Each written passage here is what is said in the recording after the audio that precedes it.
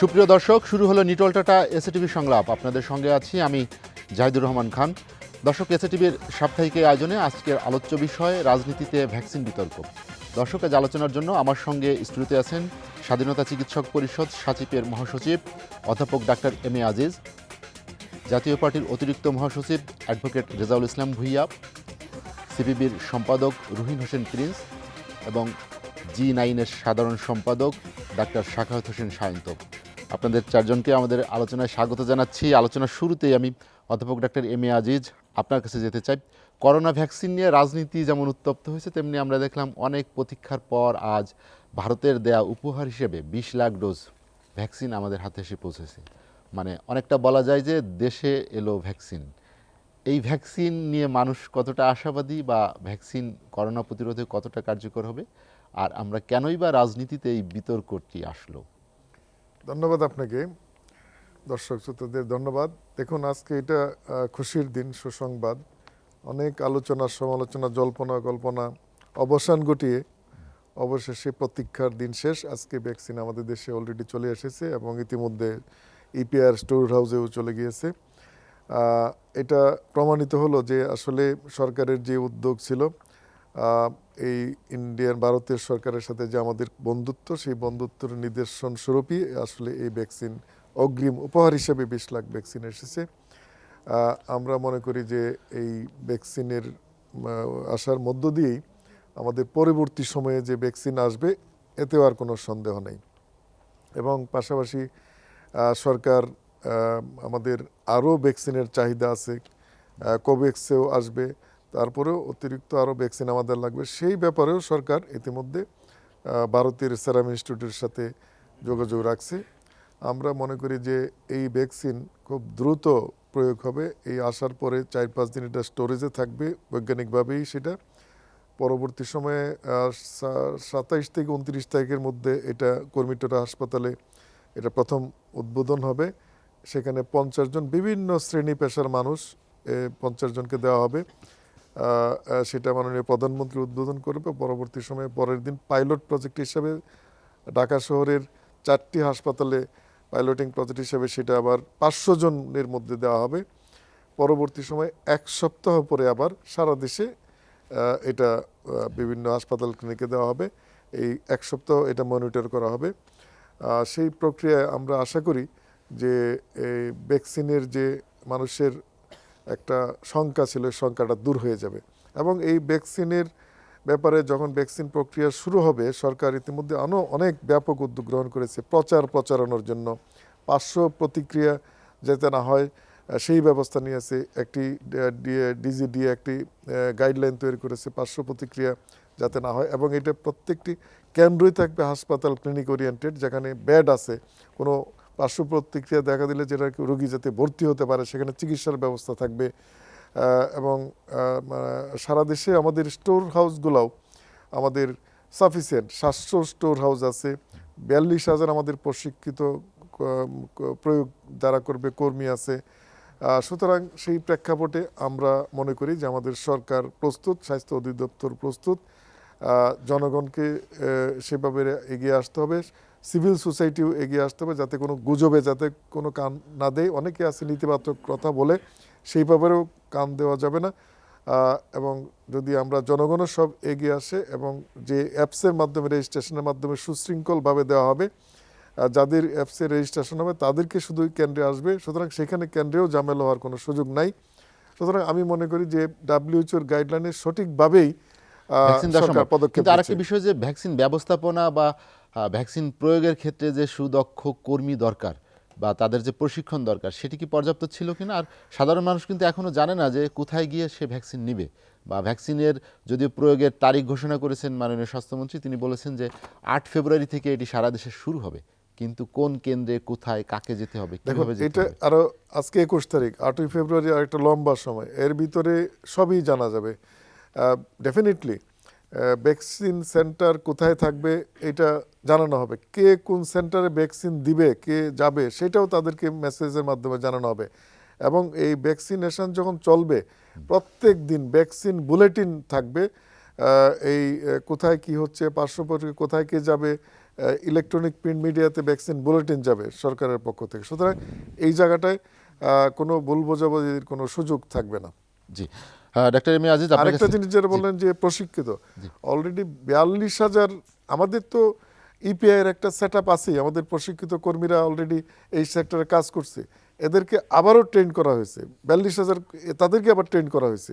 সুতরাং এখানে আমাদের প্রশিক্ষিত কর্মীরা যথেষ্ট আছে, এখানে কোনো এই ব্যাপারে কোনো সমস্যা নেই।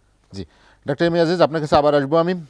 স্বাগত হোসেন সায়ন্ত, যেটি ডাক্তার এম এ আজিজ বললেন যে প্রশিক্ষিত কর্মীর সংখ্যা বেশ আছে এবং সেটা সংকট হওয়ার কথা না, কিন্তু আমরা যে সম্প্রসারিত টিকাদান কর্মসূচি যাদের মাধ্যমে বাস্তবায়ন করা হয়, সেই কর্মী বা এই করোনার ভ্যাকসিনের যারা দিবেন তাদের কি একই ধরনের দক্ষতা হলেই সম্ভব হবে, নাকি এটি বিশেষ কোনো নির্দেশনার প্রয়োজন আছে তাদের জন্য? জি, আপনাকে ধন্যবাদ, এবং আমার সঙ্গে আলোচনায় যে সম্মানিত আলোচকরা আছেন তাদের প্রতি শুভেচ্ছা। হ্যাঁ, ওই কর্মীরা তাদের দীর্ঘদিনের যে অভিজ্ঞতা, তাদের যে অভিজ্ঞতা আছে সেটা অনেক বড় বিষয়, এবং প্রশিক্ষিত বড় কর্মী বাহিনী আছে, এটাও সত্য। সংকটটা ওইখানে হবে না, হয়তো সংকটটা বরং বেশি হতে পারে যে বাংলাদেশ কিন্তু অ্যাডাল্ট পপুলেশনের মধ্যে ভ্যাকসিনেশনে এত বড় প্রোগ্রাম নিয়ে অভ্যস্ত না, বা সেই অভিজ্ঞতাটা একেবারেই আমাদের জন্য নতুন। সেই ক্ষেত্রে সংবাদ মাধ্যম বা সরকারের বিভিন্ন প্রচার মাধ্যম ব্যবহার করে মানুষকে যে এই ভ্যাকসিনের প্রতি যে কিছু একটা অনীহা বা ভীতি কিছুটা হলেও তৈরি হয়েছে, বিশ্বের বিভিন্ন দেশের মৃত্যুর সংবাদ বা কিছুটা আপনার যে উপসর্গ সাইড ইফেক্ট দেখা গেছে, কিন্তু এটা যে খুব বড় মাপের কিছু নয়, এটা খুব সাধারণ ওষুধও এরকম সাইড ইফেক্ট হয়, সেই বিষয়গুলো তুলে ধরে এটা প্রচারণার যে বিষয় আছে। এবং দেখেন, আমাদের দেশের মানুষ বেশিরভাগই খুব সাধারণ, কিন্তু ওই সাধারণ মানুষটা একবার মাথায় যা ঢুকে সেখান থেকে বের করে আনা কঠিন। করোনা নিয়ন্ত্রণের বেলায়ও কিন্তু আপনি দেখবেন যে একটা শ্রেণীর ব্যাপক সংখ্যক মানুষের মধ্যে তারা মাস্ক পরে না, বলে যে এটা গরিবের রোগ না, এটা ধনীদের রোগ, এটা শহরের লোকদের রোগ, ইত্যাদি ইত্যাদি এইসব বলছে। ফলে সেই ধারণা থেকেও কিন্তু দেশের ব্যাপক সংখ্যক মানুষকে আমরা এই 1 বছরও বের করে আনতে পারিনি। এটা হচ্ছে বাস্তবতা আমাদের। সেই বিবেচনায় এই ভ্যাকসিন নিয়ে যে ফিল্ড ওয়ার্ক দরকার, প্রচারণা দরকার, সুষ্ঠু ব্যবস্থাপনা দরকার, মানুষের মধ্যে যে সন্দেহ সংশয় আছে সেটা দূর করে আগ্রহী করা দরকার, এবং সেই ভ্যাকসিনটা নিরবিচ্ছিন্নভাবে সবাই যে দ্রুততম সময়ের মধ্যে পাবে, এই নিশ্চয়তাগুলা যেটা দরকার ছিল সেটিতে এখনও ঘাটতি আছে অনেকখানি। যেটা আজিজ ভাই বলছেন যে সময় আছে 8 ফেব্রুয়ারি, এই সময় আছে বলে কিন্তু আমরা আমাদের দেশে করোনা আসার 3 মাস আগে পৃথিবীর অনেক দেশ আক্রান্ত হয়ে ব্যাপক মৃত্যু হওয়ার পরেও শুধু কথাই শুনেছিলাম, সেই সময় কাজে লাগেনি। আর এখন যে সময় আছে এটাও খুব বেশি সময় না। আর একটা হচ্ছে ভ্যাকসিনের এইটা নিয়ে মানুষের মধ্যে সন্দেহ তৈরি হওয়া, অনাস্থা দূর করা বেশি জরুরি কেন? করোনা ব্যবস্থাপনা একদম শুরু থেকে এই পর্যন্ত অনেক মেজর স্টেপস নিতে গিয়ে সরকারের ভুল অথবা সিদ্ধান্তহীনতা অথবা অব্যবস্থাপনা অথবা দুর্নীতি রোধে ব্যর্থতা, নানান কারণ মিলিয়ে সরকারের প্রতি জনমানুষের একটা আস্থার সংকট কিন্তু রয়েই গেছে। কিন্তু এই বিষয়টা অত্যন্ত গুরুত্বপূর্ণ, জীবন মরণ সমস্যা, এবং সারা পৃথিবী এই একই আমব্রেলার নিচে আনতে হবে। কোনো একটা দেশে ভ্যাকসিনেটেড হলো, আর একটা দেশে হলো না, এই 2 দেশের যে যাতায়াত, ফলে যাদের হলো তারাও তো নিরাপদ না। আমার দেশের মধ্যেই একটা অংশকে দেয়া হলো, একটা বিশেষ গোষ্ঠীকে দেয়া হলো, অন্যরা আবার পেল না, তাহলে কিন্তু যারা পেল তারাও যে পুরোপুরি সুরক্ষিত সেই নিশ্চয়তা নেই। ফলে এটা ব্যাপক ভিত্তিক যে ব্যবস্থাপনা, সেটি যাতে আস্থার সংকট কাটিয়ে ওঠে, সবাই অংশগ্রহণ করতে পারে এবং পেতে পারে। আর একটা হচ্ছে আমার দেশে যে প্ল্যানিং হয়েছে 18 বছর নিচের এদেরকে দিবে না, আর হচ্ছে আপনার প্রেগনেন্ট উইমেন, এরকম কিছু এক্সক্লুশন ক্রাইটেরিয়া থাকে, কিন্তু 18 বছরের নিচে হলে অ্যাবসলিউটলি দিবে না। যেটা হয়েছে সেটা হয়তো মর্টালিটি মরবিডিটি চিন্তা করে, অর্থাৎ তার বিভিন্ন যে ঝুঁকি বা মৃত্যু ঝুঁকি সেই সব চিন্তা করে হয়তো এদেরকে দূরে রাখা হয়, কিন্তু তারা কিন্তু আবার ক্যারিয়ার হয়ে ছড়াতে পারে। সেইটাও ভাবতে হবে ভবিষ্যতে, যখন ভ্যাকসিন পর্যাপ্ত হয় তখন কি করা যায়। আর একটা হচ্ছে আমার দেশের জনসংখ্যার অনুপাতে যেই ভ্যাকসিন ইতিমধ্যে সরকার আমদানির পরিকল্পনা করেছে, যেই চুক্তি হয়েছে 50,000 50 লাখ করে, সেটিও কিন্তু অনেক অপর্যাপ্ত। ফলে আমাদের শুধুমাত্র সিরাম ইনস্টিটিউটের দিকে তাকিয়ে না থেকে যে বিকল্পগুলি নিয়ে কাজ হচ্ছে সেটা যত দ্রুততার সঙ্গে হয়। আর ভ্যাকসিন বিষয়ে বাংলাদেশ সরকারের যে কূটনীতি সেটা বরাবরই দুর্বল ছিল। তার প্রমাণ হচ্ছে, দেখেন এই যে ভ্যাকসিন আসবে কি আসবে না, পাবো কি পাবো না, এটা নিয়ে এই কিছুদিন আগে যে উৎকণ্ঠাটা তৈরি হলো সেটা কিন্তু বাংলাদেশ থেকে তৈরি হয়নি। সেটার উৎস ছিল ইন্ডিয়ার সিরাম ইনস্টিটিউট। সিরাম ইনস্টিটিউটের সিইও তিনি সংবাদ মাধ্যমে বলে দিলেন যে তারা এটা রপ্তানি করতে পারবেন না, ভারতের চাহিদা না মিটিয়ে দিতে পারবেন না। সেটা আন্তর্জাতিক সংবাদ মাধ্যমে যখন প্রচার হলো, সেই সংবাদ মাধ্যমের সংবাদ পিক করে কিন্তু আপনারা বাংলাদেশের সংবাদ মাধ্যমগুলি বাংলাদেশে আনলেন, সেখান থেকে এটা ছড়ালো এবং আলোচনা সমালোচনা হলো। আমার ধারণা ওটা একদিক থেকে ভালোই হয়েছে। হয়তো ওই বিষয়টা সামনে না এলে, যদি বাংলাদেশের মানুষের যে ব্যাপক প্রেশার আছে এটা তৈরি না হতো, তাহলে হয়তো এই ভ্যাকসিন আমরা নাও পেতে পারতাম। ফলে এদেশের সংবাদ মাধ্যম, এদেশের মানুষের যে ভ্যাকসিন পাবার আকাঙ্ক্ষা, তা থেকে ওই না পাওয়ার সম্ভাবনা তৈরি হওয়ায় যে ব্যাপক প্রেশার তৈরি হয়েছে, উৎকণ্ঠা তৈরি হয়েছে, সেটা সরকারকেও বাধ্য করেছে নতুন করে আবার উদ্যোগী হতে। এবং হয়তো ভারতও সেটা চিন্তে তারা রিকনসিডারেশনে নিয়েছেন যে পার্শ্ববর্তী দেশ বাংলাদেশ, তাদের সঙ্গে আমাদের বন্ধুত্বপূর্ণ সম্পর্ক, এই অবস্থা হলে পরিস্থিতি খারাপ হতে পারে, সম্পর্ক নষ্ট হতে পারে, অন্যরা এর সুযোগ নিতে পারে, সুতরাং এটা আমাদের দেওয়া ক্যান্সেল করার যে কথা বলা হয়েছে এটা করা ঠিক হবে না। বরং এখন উল্টা সেই চুক্তির সেটা আসবে কথা দিয়ে তার আগে উপহারও পাঠিয়েছে। এটা কিন্তু আমাদের ওই প্রেশার সংবাদ মাধ্যমে এবং জনমানুষের তৈরি হয়েছিল বলেই আমি মনে করি। ফলে সব কিছুতে সরকারকে ভবিষ্যতে অতীতের মতো ওই রকম ভুলভ্রান্তি, ওই রকম সিদ্ধান্তহীনতা, সময়ের সিদ্ধান্ত সময়ে না নিয়ে অসময়ে নেওয়া, ওই সব যেন না হয় এবং আমরা যেন একটা নিরাপত্তার সঙ্গে এই ভ্যাকসিন নিতে পারি, সেই ব্যবস্থা নিশ্চিত। শাকাত হোসেন সায়ন্ত, আপনার কাছে আবার আসবো আমি। রহিন হোসেন প্রিন্স, যেটি শাকাত হোসেন সায়ন্ত যে শঙ্কার কথা বললেন যে অতীতের যে অভিজ্ঞতা সেটি যেন ভ্যাকসিন কার্যক্রমে না হয়, এই সংখ্যাটা আসলেই বা কেন? আরেকটি বিষয় সেটি হচ্ছে যে সরকার যে লক্ষ্যমাত্রা নির্ধারণ করেছে 9 থেকে 10 কোটি লোককে তারা ভ্যাকসিন দিবে ভ্যাকসিন কার্যক্রমের মধ্যে, সেটি আসলে পর্যাপ্ত কি না আমাদের এই 18 কোটি দেশে? ধন্যবাদ আপনাকে। আমি যাদের সাথে আছি এখানে সবাইকে শুভেচ্ছা জানাচ্ছি এবং দর্শকদেরকেও শুভেচ্ছা জানাচ্ছি। না, আপনি প্রথমে যে প্রশ্নটা এখানে ছুড়ে দিলেন, কথাটাকে আমি অস্বাভাবিক দেখি না এই কারণে, কারণ আমরা করোনার যখন শুরু হলো, এটা তো একটা বৈশ্বিক মহামারী, কিন্তু আমরাও শুরুতে জিনিসটাকে যতটুকু গোছালো পারতাম হয়তোবা সেটা করতে পারিনি। ওইটা নিয়ে যে সংকটগুলো তৈরি হয়েছে তার থেকেই এই জনমনে এ ধরনের প্রশ্ন আসাটা অস্বাভাবিক না। আমি এখানে খুব যদি সরলীকরণ করে দেখতে চাই তাহলে কি বিষয়, ধরুন আমি একজন রাজনৈতিক কর্মী, কিন্তু এই যে মহামারী হলো এটা তো একটা অন্য ধরনের বিজ্ঞান। এই বিজ্ঞানের সাথে কিন্তু সরাসরি আমার সম্পর্ক নাই, মনে রাখতে হবে।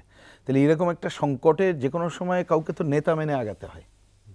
তা সেই জায়গায় কি ছিল, আমাদের দলের কথা থেকে আমরা কিন্তু পরিষ্কার কথা বলেছিলাম যে যে এইরকম যখন ঘটনা ঘটছে বৈশ্বিকভাবে এইটাকে আমাদের দৃষ্টিভঙ্গি রাখতে হবে বিশ্ব স্বাস্থ্য সংস্থা কি বলছে। এবং বাংলাদেশেও আমাদের চিকিৎসক সহ যারা এ ব্যাপারে এক্সপার্ট, ওনারা কি বলছেন কিভাবে এগিয়ে নেওয়া যায়, এবং ওনারা ওনাদের একটা আলোচনার পরও অভিজ্ঞতার ভিত্তিতে যে কাজটা করবেন সেইটাকেই প্রধান ধরে আমরা জনগণকে সংগঠিত করা অন্যান্য বিষয়ের কাজটা করব। এটা একটা দরকার ছিল। আমার বিবেচনায় এই কাজটা যথাযথভাবে হয়নি। আপনি দেখতে পারেন হিসাব নিকাশ করে। বিশ্ব স্বাস্থ্য সংস্থার কথা অনেক সময় হয়তোবা আমরা শুনেছি, এটা বিষয় ছিল, কিন্তু দেখবেন আমাদের যারা পরামর্শ কমিটি পরে একটা হলো, এবং এই পরামর্শ কমিটি নিয়ে তো কি বলা যায় বিশিষ্ট জনরা তো আছে যতটুকু আমরা চিনি, কিন্তু দেখবেন নানা সময় উপেক্ষিত নানা ঘটনা ঘটেছে। বরঞ্চ ওইটাকে যথাযথ না হওয়াতে আর আমাদের দেশে রাজনীতির তথাকথিত যে পাল্টাপাল্টির ধারা যারা করেন সবাই না, সেইটা এমনভাবে চলে গেছে ওই আসল কাজ ছাড়িয়ে এই নকল কাজটাই যেন চোখের সামনে চলে এসেছে। এটি একটি ঘটনা ঘটেছে। আরেকটা ঘটনা হচ্ছে, এ ধরনের একটা বৈশ্বিক মহামারী শুধু না, এই ধরনের সংকটের সময় পুরো কি বলে সমাজকে ঐক্যবদ্ধ করতে হয়, এবং ঐক্যবদ্ধ করে সমাজে একটা আলোড়ন তৈরি করে যার যার দায়িত্ব পালনের জন্য প্রথমে ঐক্যবদ্ধ করা এবং তারপরে ডিস্ট্রিবিউট করার কাজ করতে হয়। আমরা কিন্তু এই কাজটা করতে পারিনি করোনার সময়। যেভাবেই হোক না কেন আমাদের এটা কি বলবো যে প্রাকৃতিক কারণ বলি বা আমাদের মানুষের সক্ষমতার কথা বিবেচনা করি, যে কারণে হোক, যত হয়তোবা যে আশঙ্কাগুলো ছিল সেটা এখনো হয়নি, এবং এটা আমরা একেবারে কায়মনে প্রত্যাশা করি যে হয়তো এখনো ভবিষ্যতে আমাদের সেই ভালো দিক থাকবে। তো যাই হোক, যে কথা আগে বলছিলাম, তাহলে ওই জায়গা থেকে যদি আমরা উত্তরণ ঘটিয়ে এই যে আপনি এখন যে টিকার যে জায়গাটা আসছে, এই জায়গাটা আমরা যথাযথ ভূমিকা পালন করতে পারতাম, তাহলে কিন্তু বোধহয় এই কোশ্চেনগুলো হতো না। কিন্তু দেখেন, আমরা এই টিকা নিয়ে তো আমরা জানি এটা, বা আজকে বিশ্বে এই ঘটনার পরে আগেও ছিল, এখনও আছে। আমরা দেখলাম এইখানে রাজনীতি, কূটনীতিটাই একটা প্রধান বিষয় হয়ে দাঁড়িয়েছিল।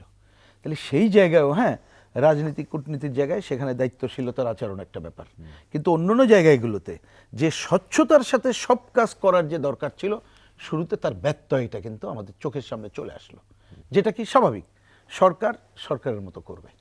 কিন্তু দেখা গেল এখানে ওই যে G2Gর জায়গাটা চলে এসে দেখা গেল যে এখানে একটা মানে প্রাইভেট কোম্পানিটাই প্রধান চলে আসলো, মধ্যস্বত্ব এবং সরাসরি তার একটা আইনি জায়গাটাই কাঠামোর মধ্যে চলে আসলো, এবং তাকে যে দেয়া হলো সে যে একটা টেন্ডার করে বা কোনো কিছু করে পেয়েছে, এমন জায়গাটা কিন্তু আমরা দেখলাম না। এবং তার সাথে সরকারের সম্পর্ক, এই জায়গাগুলো কিন্তু আমরা সবাই জানি। তারপরে দেখা গেল যে ভ্যাকসিন আনছেন তার যে সরাসরি কিনলে, এটা যারা বলার মানে যুক্তিতর্ক দিয়ে বলছেন সরাসরি কিনলে যে দামে হতো, এইখানে দামের পরিমাণও বেড়ে গেল। তারপরে কি শুরুতে কিন্তু একটা অনাস্থা এবং যে সংকট করোনার সময় ছিল সেইটা দিয়েই কিন্তু আমরা শুরু করেছি। সুতরাং এই জন্য ওই সংকটটা আছে। কিন্তু আমি আজকে ওই আলোচনা ভারী না করে বরঞ্চ এখানে আমাদের ডাক্তার সাহেব যেভাবে কথা বললেন যে পজিটিভ জায়গা থেকে, সেরকম কিছু যদি কথা বলার থাকে বা বিবেচনা করে থাকে, আমি পরের পার্টে সেটা বলবো। দ্বিতীয় প্রশ্নের উত্তরে আমি এক কথাই খালি বলে দিয়ে যাই। আপনি যে কথা বলছেন যে 9 কোটির কথাই যেটা বলা হচ্ছে, আমি যেটা হিসাব নিকাশ করে দেখলাম, এটাও বোধহয় তথ্য বিভ্রাট। যেমন সাধারণভাবে শুনতেছি 6 কোটির মতো বিবেচনা করছে, এইটা একটা। আর একটা, যতটুকু আমি জানি, আমার জানা ভুল হতে পারে, যে 18 বছর বয়স পর্যন্ত এদেরকে আন্তর্জাতিকভাবে এখনো প্রয়োগ করা হয় নাই, সুতরাং ওই টিকাটা নিশ্চিত না, সুতরাং ওই জনগোষ্ঠী এখন বাদই থাকবে, খুবই স্বাভাবিক। কিন্তু আলটিমেটলি ওইটা তাদেরকে দেওয়ার পরে যখন ওই টিকাটা ঠিকমতো আসবে, তখন দেওয়ার জায়গায় যেতে হবে। আমার ব্যক্তিগত মানে বুঝটা হচ্ছে, এখন যদি আপনি 6 কোটিরও বাংলাদেশে প্রস্তুতি রাখেন, সেইটা যথাযথভাবে আসছে, এবং প্রথম ডোজ দেওয়ার পরে দ্বিতীয় ডোজ দেওয়া, এবং তারপরে এই যে পার্শ্ব প্রতিক্রিয়া, যেভাবে যতটুকু গাইডলাইন আমরা শুনেছি যথাযথভাবে অনুসরণ করা, এবং টাইম টু টাইম ক্ষিপ্রতার সাথে এই কাজগুলো করার জায়গাটাও যদি করতে পারি, সেইটাকেও আমি মানে খারাপ সেই অঙ্ক হিসাবে দেখছি না। কিন্তু এই অল্প অভিজ্ঞতায় তো হচ্ছে, খালি একদিকে তাকানো না, আমাদের যত দিক আছে এই করোনা ভ্যাকসিন আনার ক্ষেত্রে সেই কাজগুলো করা দরকার বলে আমি মনে করি। রুহুল হোসেন প্রিন্স, আপনার কাছে আবার আসবো আমি।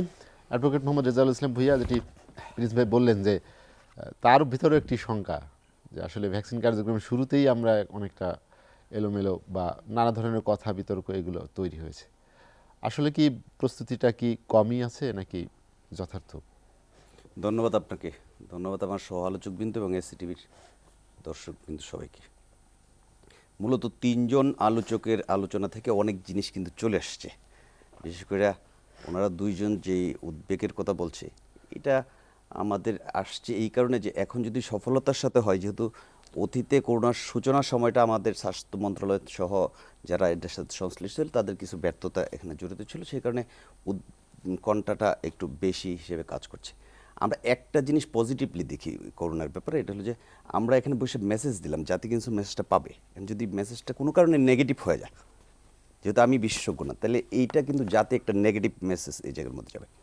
আমরা কিন্তু সম্প্রসারিত টিকাদান কর্মসূচি সারা দেশব্যাপী খুব সফলতার সহিত বেশ কয়টা সরকারের সময় হয়েছে, আমি বলবো শুধু একবার হয়েছে এরকম কিন্তু না।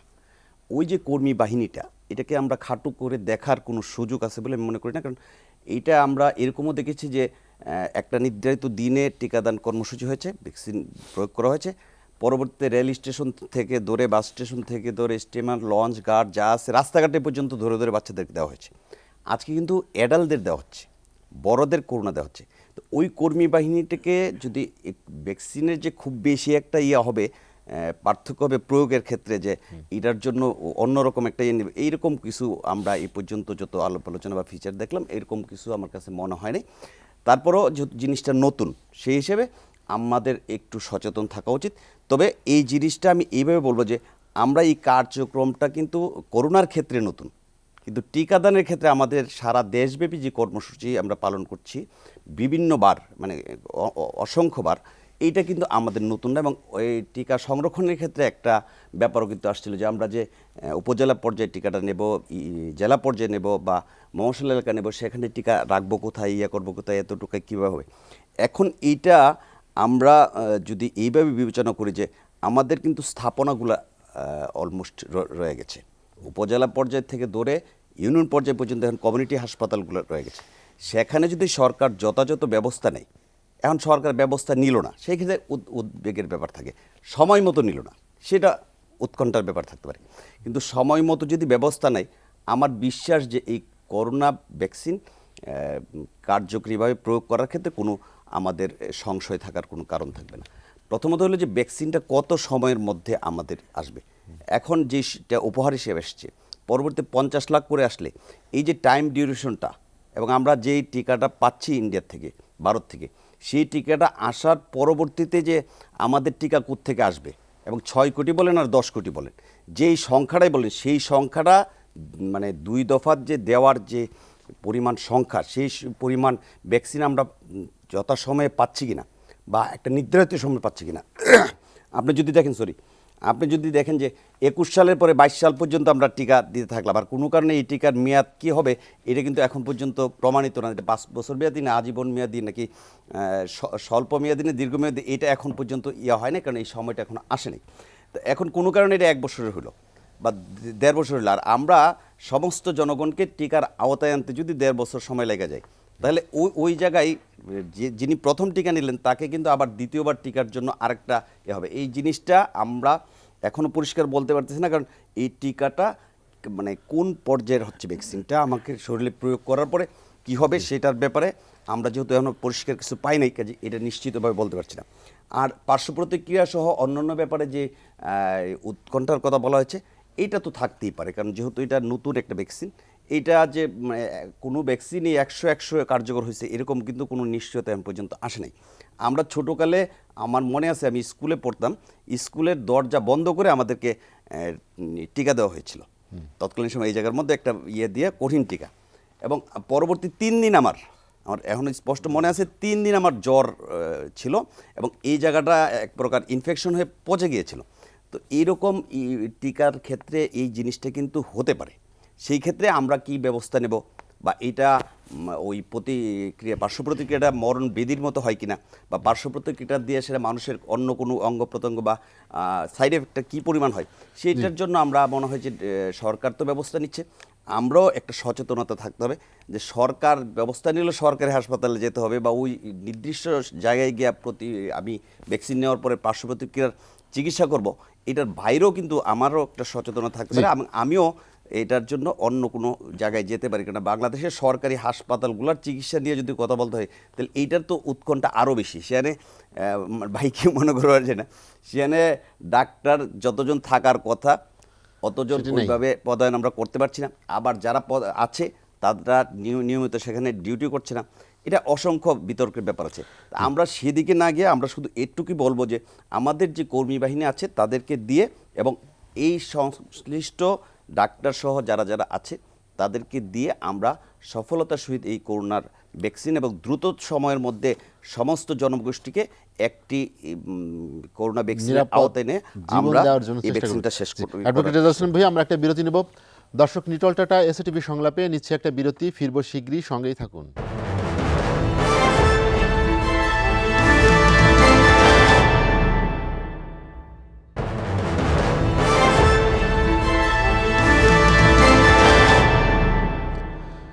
দেখছেন নিটল টাটা এসএটিভি সংলাপ। বিরতির পর আমরা আবার ফিরছি আলোচনায়। অধ্যাপক ডাক্তার এম এ আজিজ, আমরা দেখলাম যে ভ্যাকসিন, যেটি রুহিন হোসেন প্রিন্স উল্লেখ করেছেন যে এটি একটি বিজ্ঞান বা বিজ্ঞান গবেষণা, বিশেষজ্ঞরাই এটি নিয়ে কথা বলবেন বা বিশেষজ্ঞদের পরামর্শ, এটি যেমন বিতরণ, প্রয়োগ সব কিছু হবে, কিন্তু এর বাইরে রাজনীতিতে কিন্তু বেশ সরগরম এই ভ্যাকসিন নিয়ে। আপনি জানেন যে ভ্যাকসিন আসার আগেই বলা হচ্ছে যে এটি লুটপাটের একটি ষড়যন্ত্র, বা এটা লুটপাট করা হবে, ভ্যাকসিন দিয়ে হবে। তা রাজনীতিতে কেন এটি আসলে উত্তাপ ছড়ালো? ধন্যবাদ আপনাকে। দেখুন, ঠিকই বলেছেন যে ভ্যাকসিন আসলে এটা সংগ্রহ, সংরক্ষণ, পরিবহন, বিতরণ, প্রয়োগ পুরা প্রক্রিয়াটাই বৈজ্ঞানিক, এতে কোনো সন্দেহ নেই, এবং এটা আন্তর্জাতিক গাইডলাইনে হবে। আমার দেশে ভিন্নভাবে করার কোনো সুযোগ নেই। জি। তবে এই নিয়ে রাজনীতি আমরা লক্ষ্য করছি, গত কয়েকদিন যাবৎ দেখলাম। প্রথম দিকে লক্ষ্য করেছি আমরা যে ভ্যাকসিন আমাদের দেশে আসবে না, ভ্যাকসিন সরকার আনতে পারছে না, এই নিয়ে অনেক তর্ক বিতর্ক শুনেছি।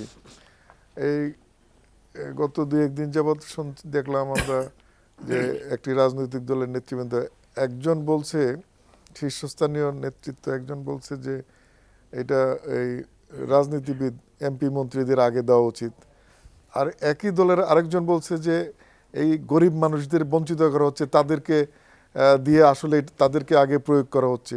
তাদের মধ্যেই এরকম বক্তব্য, দুর্নীতির কথা বলছে, ভ্যাকসিন আসার আগেই এগুলা হচ্ছে।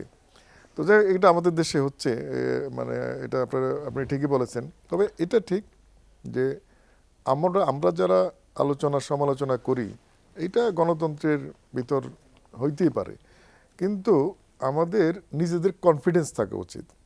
এই যে আপনার ভ্যাকসিনেরটা পরেই আসি, আমরা যদি এই সফলতার কথা আমি যদি বলি, ভ্যাকসিনের আমাদের এই কোভিড নিয়ন্ত্রণে আমাদের দেশের সফলতা আছে, কিন্তু এটা নিয়ে অনেক আলোচনা সমালোচনা আছে। সারা বিশ্বেই এটা নিয়ে সমন্বয়ের কথা, সমস্যা আছে, এটা ট্রিটমেন্ট নেওয়ার সমস্যা আছে, জটিলতা আছে, নিউ কনসেপ্ট, নিউ চিকিৎসা, সারা ওয়ার্ল্ড বিপর্যস্ত। আমাদের দেশে কম বেশি হয় নাই তা না, তারপরেও আমাদের দেশের যে ম্যানেজমেন্ট আছে, এটা ফোর্স প্রশংসা করেছে। ব্লুমবার্গের এটা নিয়ে আমরা র্যাঙ্কিংয়ে আছি, আমরা সাউথ ইস্ট এশিয়ানে যে ভালো পর্যায়ে আছি, 1 নম্বরে আছি, ওয়ার্ল্ড গ্লোবাল প্রসপেক্টে 20 নম্বরে আছি। আমরা মূল্যায়ন না করতে পারলে, আমাদের কনফিডেন্স না করতে হলে, বাইরের থেকে তারা কিন্তু আমাদেরকে এক ধরনের মূল্যায়ন করে। সুতরাং আমাদের নিজেদেরও কনফিডেন্স থাকা উচিত।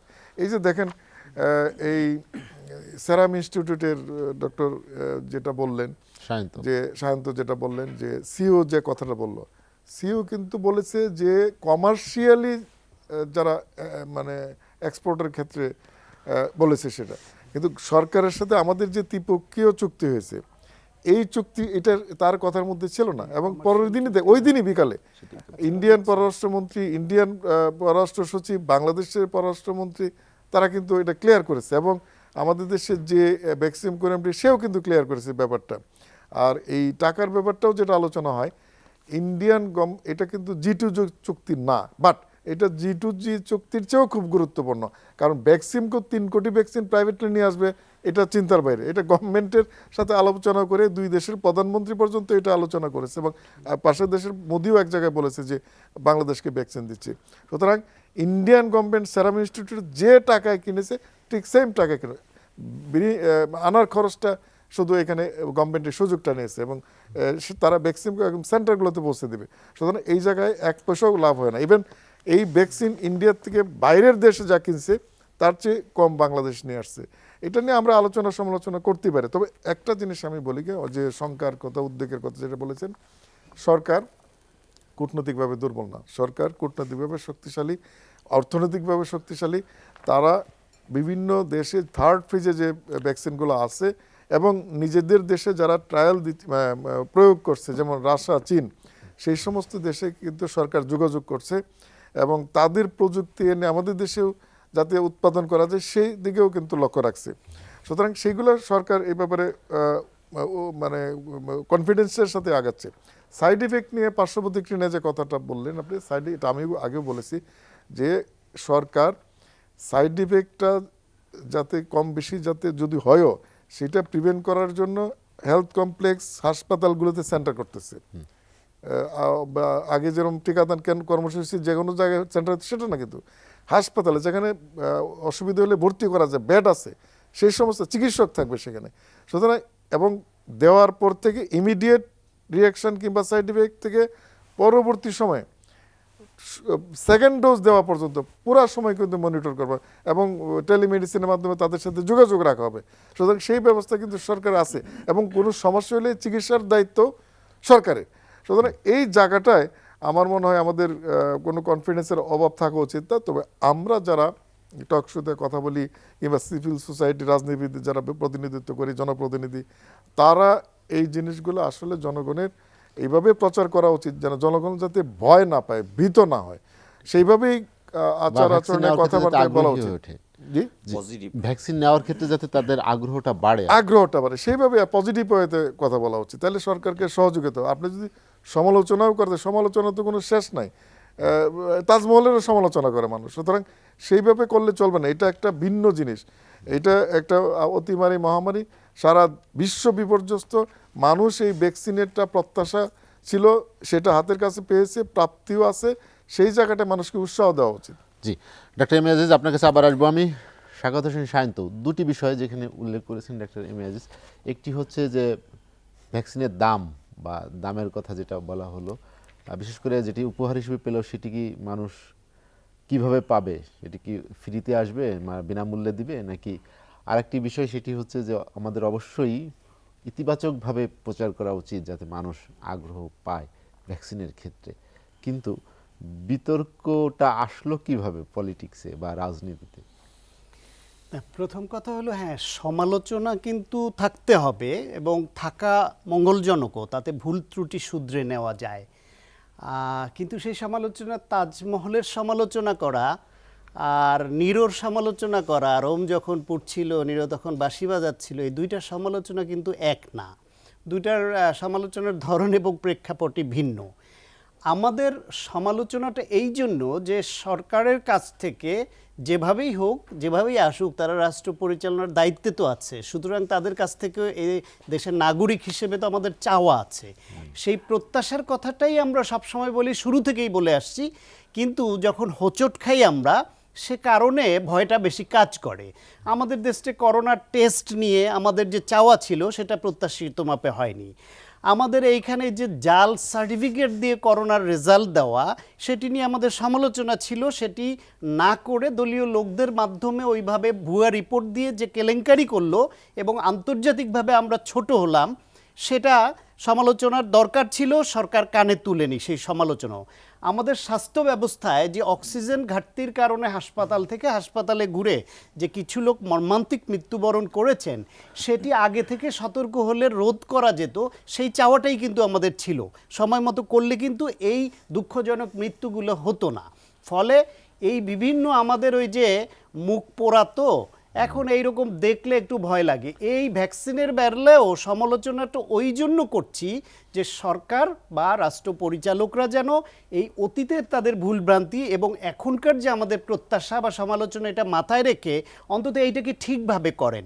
এইটার মূল্যায়ন করতে পারবো আরও 6 মাস পরে হয়তো, যে যেভাবে হওয়া উচিত ছিল সেটা হচ্ছে কিনা। আগে থেকে কেন বলছি, কারণ এই সরকারের করোনা ম্যানেজমেন্ট এবং অন্যান্য অনেক ম্যানেজমেন্টের ক্ষেত্রেই যে ব্যর্থতা, ভুল, দুর্নীতি, অব্যবস্থাপনা, সেই জিনিসগুলি আমাদের একটু শঙ্কিত করে। সেজন্য অন্তত এইটা যেন না হয়, এটা একটা প্রত্যাশা, শুভকামনাও আছে। কারণ আমিও এর একজন ভোক্তা এবং এর সঙ্গে আমাদের সবার জীবন মরণ জড়িত। সুতরাং এটা আমাদের বলতে হবে অতীতের ওই খারাপ অভিজ্ঞতার কারণে মনে করিয়ে দেবার জন্য। এখন রাজনীতিতে এই যে বিতর্ক আপনি বললেন যে কেন আসলো, যেটা আমার শ্রদ্ধেয় আজিজ ভাই, চিকিৎসক মানুষ, সিনিয়র চিকিৎসক, বললেন যে ভারতের সঙ্গে আমাদের G2G চুক্তি না হলেও G2Gর চেয়েও শক্তিশালী। প্রথমে সরকারের সচিব বলছিলেন G2G চুক্তি, তাৎক্ষণিকভাবে ভ্যাকসিমকো কোম্পানির পক্ষ থেকে যখন প্রতিবাদ করা হলো যে এটা G2G না, এটা কোম্পানির সঙ্গে, তখন আবার সরে আসলেন। আপনার কেন G2Gর থেকেও শক্তিশালী এইরকম চুক্তি, যেটাকে নেপথ্যে সরকারের থেকেই চুক্তিটা করাতে হয়, যেটা বললেন, তাই যদি হয় সেটা একটা কোম্পানিকে এইভাবে নির্দিষ্ট করে তাদের সঙ্গেই কেন করতে হলো? এখানে ওপেন টেন্ডারিংয়ে কেন আরও আগে যাওয়া হলো না? এইখানে আপনার একটা হচ্ছে যেটা আপনি বলছেন ফ্রি পাবে কিনা, সরকার টাকা দিয়ে কিনে আনবে, অন্য একটা কোম্পানির মাধ্যমে আনায় সেখানে বেশি টাকা, রাষ্ট্রের টাকা, আপনার আমার টাকা, জনগণের টাকা বেশি খরচ করা হচ্ছে বলে বা ব্যয় করা হচ্ছে বলে ধারণা করছে, অনেকে সন্দেহ করছে। সরকার কেনার পরে সেই অংশটা এবং উপহারের এটা তো বটেই, এইটা জনগণের মধ্যে ফ্রি দেওয়া হবে। এর বাইরে আর একটা চুক্তি আছে, সেটা হলো ওই কোম্পানি কমার্শিয়ালি ইম্পোর্ট করবে এবং তারা কমার্শিয়ালি এটা বিক্রি করবে। কমার্শিয়ালি বিক্রি করতে গেলে সেটা তারা, যা শোনা যাচ্ছে, যে আমি একজ্যাক্টলি জানি না, যে প্রায় $13 হবে, তার মানে এরকম 1000 টাকার উপরে বা 1200-1300 টাকা এরকম দাম যদি আসে, এইভাবে সেটাও ওই বিজনেসটাও করোনার মতো একটা বিষয়কে কেন্দ্র করে এইটা বিজনেস তো হবার কথা না করোনার ভ্যাকসিন নিয়ে, এটা তো অতিমারি বিশ্ব মহামারী। সেইখানে সেটাও বা একটা কোম্পানির হাতে তুলে দিয়ে তাদেরকে মনোপলি বিজনেসের সুযোগ দিয়ে বেশি টাকা বা এইটা কেন করা হলো? সরকার যে বিজনেসের সুযোগ না দিয়ে এটাও সরকারি কেন আমদানি করতে পারলো না এবং দেশের জনগণকে এটা কেন মেটাতে পারবে না? আপনার কিছু লোককে সরকার দিবে আর কিছু লোকের কিনে নিতে হবে, এই যে পার্থক্যটা করা হলো, তখন তো মানুষের মধ্যে এই সংশয় আসবে যে তাহলে কাদের কাদের সরকার দিবে, বাকি যারা সাধারণ ধরেন প্রফেশন ধরে বা প্রতিষ্ঠান ধরে যেটা প্রথম ধাপে দেয়া হলো, বয়স ধরে সেটা তো আসলোই, তার বাইরে যে জেনারেল যে ক্যাটাগরি, সেই ক্যাটাগরির মধ্যে কাদেরকে দিবে আর কাদের কিনতে হবে? যাদেরকে দিবে তাদের মধ্যে ওই যে বললেন যেটা, যে 1 বছর 1.5 বছর অপেক্ষা করতে হবে, তখন তারা কষ্ট হলেও অনেকে কিনে নেবেন। সেই সুযোগটা এই ব্যবসায়ীরা এইভাবে নিবে এবং করোনা নিয়ে ব্যবসা করবে, সেই সুযোগটাও বা সরকার কেন দিবে? তাতে কি সরকারের লাভ হলো না ক্ষতি হলো? তাদের পকেটে কি ক্রেডিট পয়েন্ট যোগ হলো নাকি তাদের এতে মাইনাসে গেল তারা? ফলে এই কথাগুলোই আমরা একটু আগে ভাগে বলতে চাই, যাতে আমাদের দেশের মানুষের, সাধারণ মানুষের নিরাপত্তার জন্য আগে ভাগে বুঝে জেনে সুন্দর ব্যবস্থাপনা করতে পারে, অন্তত ভ্যাকসিনের ব্যাপারে, যেটা অতীতে অসংখ্য ভুল আছে সেটার পুনরাবৃত্তি যাতে না হয়। এই জন্যই সমালোচনাটা, এটা ওই তাজমহলের সমালোচনা না। শাকাত হোসেন শান্ত, আপনার কাছে আবার আসবো আমি। রহিন হোসেন প্রিন্স, যেটি শাকাত হোসেন শান্ত উল্লেখ করলেন যে বেসরকারি কোম্পানিকে সম্পৃক্ত করার বিষয়টি, সেটি আসলে কার লাভ হলো?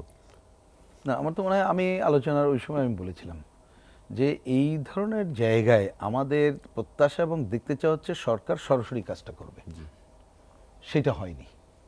এবং আমি তো আগেও উদাহরণ দিয়ে যা বলেছি, যেটা দুনিয়া দেখলেও বোঝা যায় যে সরকারের পক্ষ থেকে যদি সরাসরি জিনিসটা করা হতো তাহলে হয়তোবা আরও স্বচ্ছতার সাথে এবং কম পয়সায় পাওয়া যেত, এটা পরিষ্কার বলা যায়।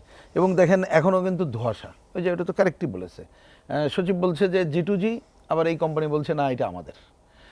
সেইটাই, আমি ওই তর্কেও এখন যেতে চাই না, কিন্তু অবশ্যই ওই জায়গাটাতে বাদ দেওয়া যাবে না, কারণ এইখানে যে টাকার ইনভলভমেন্ট, তো জনগণের টাকা, এটা মনে রাখা দরকার। সুতরাং আমার বক্তব্য হচ্ছে যে সরকারকে এখন সরাসরি তার উদ্যোগগুলো নিতে হবে, এটি একটি দিক। দ্বিতীয়ত হচ্ছে, যদি আমরা ওই জায়গায় ফেল করে মানে যেহেতু এটা ভলিউম তো অনেক বেশি, বেসরকারি উদ্যোগেও আনতে হয়, তাহলে সেটা স্বচ্ছতার সাথে আনতে হবে, মানসম্পন্ন এবং এই জায়গায় থাকে। এক্ষেত্রে দুইটা জিনিস দেখেন, এটা আমি যদি ভুল না করে থাকি, বিশ্ব স্বাস্থ্য সংস্থা বা আন্তর্জাতিক মহল আগেই আমাদেরকে কিন্তু সচেতন করে দিয়েছে যে এখানে নকল ওষুধ, নকল ডোজের ব্যাপারে সাবধান থাকতে হবে, এটা সারা দুনিয়াকেই তারা কিন্তু হুঁশিয়ার করে দিয়েছে। তা সেই জায়গাও আমাদের হিসাব করা একটা দরকার। আর একটা জিনিস আমরা জানি, আমরা এই করোনাতেও দেখেছি, আপনি করোনা টেস্ট করাতে চান, টেস্ট করানো তো কোনো সমস্যা না। অ্যাকচুয়ালি প্রথম কয়েকদিনের পর আর কোথাও সমস্যা ছিল না, খালি পকেটে টাকা থাকলে হয়, টাকা না থাকলেই সমস্যা। আর একটা হচ্ছে হ্যালো না থাকলে সমস্যা, মানে আপনার পরিচিত না থাকলে। তাহলে এখন এই ভ্যাকসিনে যেটা ভয়, সেটা হচ্ছে আপনি কিছুদিন পর হয়তো সংকটে পড়বেন না, কিন্তু টাকার উপরে নির্ভর করবে। ওই যে ভ্যাকসিনকর, যেটা এটা তো রয়টার্সের খবরেই বেরিয়েছে, তারা বলেছে বেসরকারি উদ্যোগে তারা যেটা আনছে, যেটা বিক্রি করবে 1200-1300 টাকা। কিন্তু আমি একটু ভারতের জায়গাটা দেখলাম, তারা যেটা আরও এনেছে যে এক এক ডোজের দাম কি কি পড়বে, তাতে এমনও আছে যে ভারতের টাকায় কোনো একটা কোম্পানির ডোজের দাম, এক ডোজ বলছে 5500 রুপির উপরে আছে। এই ধরনের তাদের যে টাকার অঙ্ক দেখলাম, যে 250 টাকা থেকে শুরু করে মানে 6-7টা কোম্পানির ডোজে কেমন হবে। আমার তো ওইটা দেখে মনে হচ্ছিল বাংলাদেশে ওই জায়গায় চলে আসবে এবং টাকাওয়ালারা চিন্তা করবে আমি বেশি দামিটা নিয়ে ভালো জায়গাটা চলে আসি। তাহলে এবার কোশ্চেন, আমি আর কথা বাড়াতে এই দিকে যেতে চাই না, সরকারের পক্ষ থেকে স্বচ্ছ এখন কোনটা করা দরকার? আমরা বলেছি সরকার মেন্স, এবং এই পয়েন্টে আমি আবারও আমার ওই জায়গায় আবারও স্টিক করি যে এইখানে যারা আছেন বিশেষজ্ঞ, তারাই এই দায়িত্ব নেবেন এবং টাইম টু টাইম তার অভিজ্ঞতা থেকে এটা করবেন এবং রাজনৈতিক সিদ্ধান্ত যে কাজ করা, এবং আমরা এটাকে একটা পজিটিভ প্রচারের ধারায় যেতে চাই। কিন্তু আমাদের আগে স্বচ্ছ থাকা দরকার, জানা দরকার হচ্ছে বাংলাদেশের মানুষ বিনামূল্যে এটা পাচ্ছে কিনা, যে টাকাতে কিনা হচ্ছে এটা কি অতিরিক্ত টাকা জনগণের কাছ থেকে যাচ্ছে কিনা, এটি একটি। কিন্তু আপনি যদি এরকমের হয়ে যায় নামে মাত্র বিনামূল্যে, যেটা এখনো করোনা টেস্ট কিন্তু আছে 100 টাকা 300 টাকা, কিন্তু বাইরে 3.5 থেকে শুরু করে 5-5.5 ওই রকম একটা জায়গায় আমরা চলে যাব কিনা। তাইলে আপনাকে আগে কঠোরভাবে নিষেধাজ্ঞা আরোপ করতে হবে যে সরকারি এগুলো করার, যদি আমরা পরে কি করব সেটা পরের ব্যাপার। এখন পরিষ্কারভাবে বলতে হবে এই ধরনের কোনো বেসরকারি উদ্যোগ বাংলাদেশে চলবে না, বা আমরা ওই সুযোগটা এখন দিচ্ছি না। যদি দেওয়া দরকার হয় পরে মানসম্পন্ন ঠিক রেখে দাম ধরে, সেটা নিশ্চয়ই দেওয়ার বিরোধিতা করছি না, কারণ এত বেশি ভলিউম তখন হয়তো আপনাকে এই জায়গায় যেতে হবে। তাহলে এই কাজটা যদি না করেন তাহলে আমরা করবোটা কি? এই ভ্যাকসিনকে বাণিজ্যিকরণের সুযোগটাই করে দিচ্ছি এবং জনগণের পকেট করার সুযোগ করে দিচ্ছি।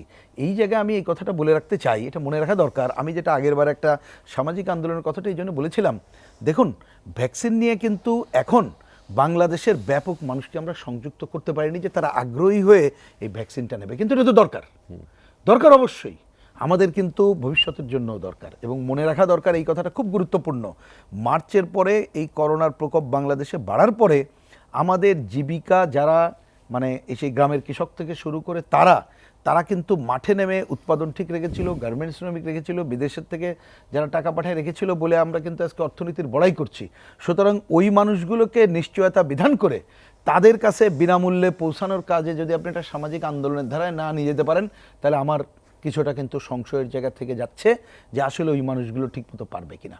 আমরা যে বয়স্ক জনগোষ্ঠীর কথা বলছি খুবই জরুরি, কিন্তু আমাদের এখনো পর্যন্ত উপজেলা বা যে জায়গাগুলো বলছি যে সেখানে এসে নিতে হবে, এবং ওই পরিকল্পনা যতটুকু আজিজ ভাইয়ের কাছ থেকে শুনলাম, এর আগে অন্যভাবে যেটা শুনেছি, যতটুকু আছে টাইম টু টাইম হয়তো অভিজ্ঞতায় ওনারা করুক, সেটা নিয়ে আমার কোশ্চেন নাই। কিন্তু ওই মানুষগুলোর আপনার কি এখানে আসার জন্য আমরা উদ্যোগী কি ভূমিকা রাখছি সেটা কিন্তু এখনো স্বচ্ছ না, বা আমরা ওইখানে যাওয়ার মতো জায়গায় পারবো কিনা। আমাদের বক্স নিয়েও এ ধরনের যদি যে টেম্পারেচারে পারছি সেটা পারার জন্য বিকল্প মেকানিজম আছে কিনা। মানে তার মানে আমার বুঝতে এইটা, আপনি যদি এটা একটা সামাজিক উদ্যোগের মধ্যে না আনতে পারেন তাহলে আপনি ব্যবসায়িক খপ্পরে পড়বেন। টাকাওয়ালা লোকজন তারা কিন্তু টাকা দিয়ে এই কাজটা করবে। আলটিমেটলি যে লক্ষ্য নিয়ে আমরা এই মানুষকে শুধু বাঁচানো না, এই ধরনের কি বলে যে মহামারীর এফেক্ট দ্রুত যেটা নিঃশেষ করতে পারি, সেই জায়গায় কিন্তু পারবো না। সুতরাং ওই কাজটা একটা জরুরি বলে আমার কাছে মনে হয়। রোশন প্রিন্স, আপনার কাছে আবার আসবো আমি। অ্যাডভোকেট মোহাম্মদ রেজাউল ইসলাম ভূঁইয়া, যেটি প্রিন্স ভাই সংজ্ঞা প্রকাশ করলেন যে টাকা থাকলে হয়তো ভ্যাকসিন মিলবে, না থাকলে মিলবে না, সেটি করোনা চিকিৎসার ক্ষেত্রে হয়েছে, উনি উদাহরণ হিসেবে বলেছেন। আসলে কি সেই রকম কোনো অবস্থা তৈরি হওয়ার শঙ্কা আছে? এটা হওয়ার শঙ্কা আছে, মানে এটা হবে আমার কাছে মনে হচ্ছে। কারণ হলো আমি প্রিন্স ভাইয়ের সাথে একমত। আপনি দেখবেন যে প্রথম পর্যায়ে করোনার টেস্টটা একদম ছিল, পরবর্তী 200 টাকা 300 টাকা এরকম একটা যুক্ত করলো, 200 অথবা 300, 100 আর 300 তার কিছুদিন পরে আমরা দেখলাম যে পপুলার থেকে দইরা যতগুলো ডায়াগনস্টিক সেন্টার আছে সবগুলোতে 4500 টাকা দিলে আপনার বাসার থেকে ইয়ে করা হয়। এটাও কিন্তু একটা বাণিজ্যিকরণ হয়েছে। যেহেতু আমার টেস্টে বাণিজ্যিকরণ হয়েছে, আমার প্রতিষেধক নেওয়ার সময় বাণিজ্যিকরণ হবে না। চুক্তিটা তো বাণিজ্যিকরণের চুক্তির মতোই একটা চুক্তির ইয়েতে হচ্ছে। যে যদি না হয়ে থাকে, তো একটা কোম্পানি যদি চুক্তি করে থাকে আরেকটা কোম্পানির সাথে, তাহলে সেই কোম্পানিটা বিনামূল্যে করবে, এইটা ধারণা করা তো আমাদের ভুল একটা ইয়া। আমি কি কারণে আমার কোম্পানি এনে দেশের মানুষকে এটা বিনামূল্যে দেব? সেখানে লাভজনিত ব্যাপার না থাকলে কোম্পানিরা, বিশেষ করে মাল্টি ক্লাস কোম্পানিরা যুক্ত হবে, এইটার কোনো কারণ আছে বলে আমি মনে করি না। প্রথমত হলো যে আপনি একটা জিনিস খেয়াল করবেন, সরকারের আওতায় কিছু ভ্যাকসিন দেওয়া হলো, তারা একটা সফটওয়্যার বা একটা ইয়ের মধ্যে থাকলো যে আমি এত লোককে এত ভ্যাকসিন দিলাম। আমাকে কিন্তু সমস্ত লোকজনকে, গ্রামের একেবারে প্রান্তিক চাষি থেকে ধরে শহরের সর্বোচ্চ পর্যায়ের লোকটাকে কিন্তু আমার একটা ভ্যাকসিনের আওতায় নিয়ে আসতে হবে। যেটা সায়ন্ত ভাই বলছিল যে আমি গ্যাপ থাকলে আমার মধ্যে পরবর্তীতে সংক্রমণ হওয়ার কিন্তু একটা সুযোগ থাকে।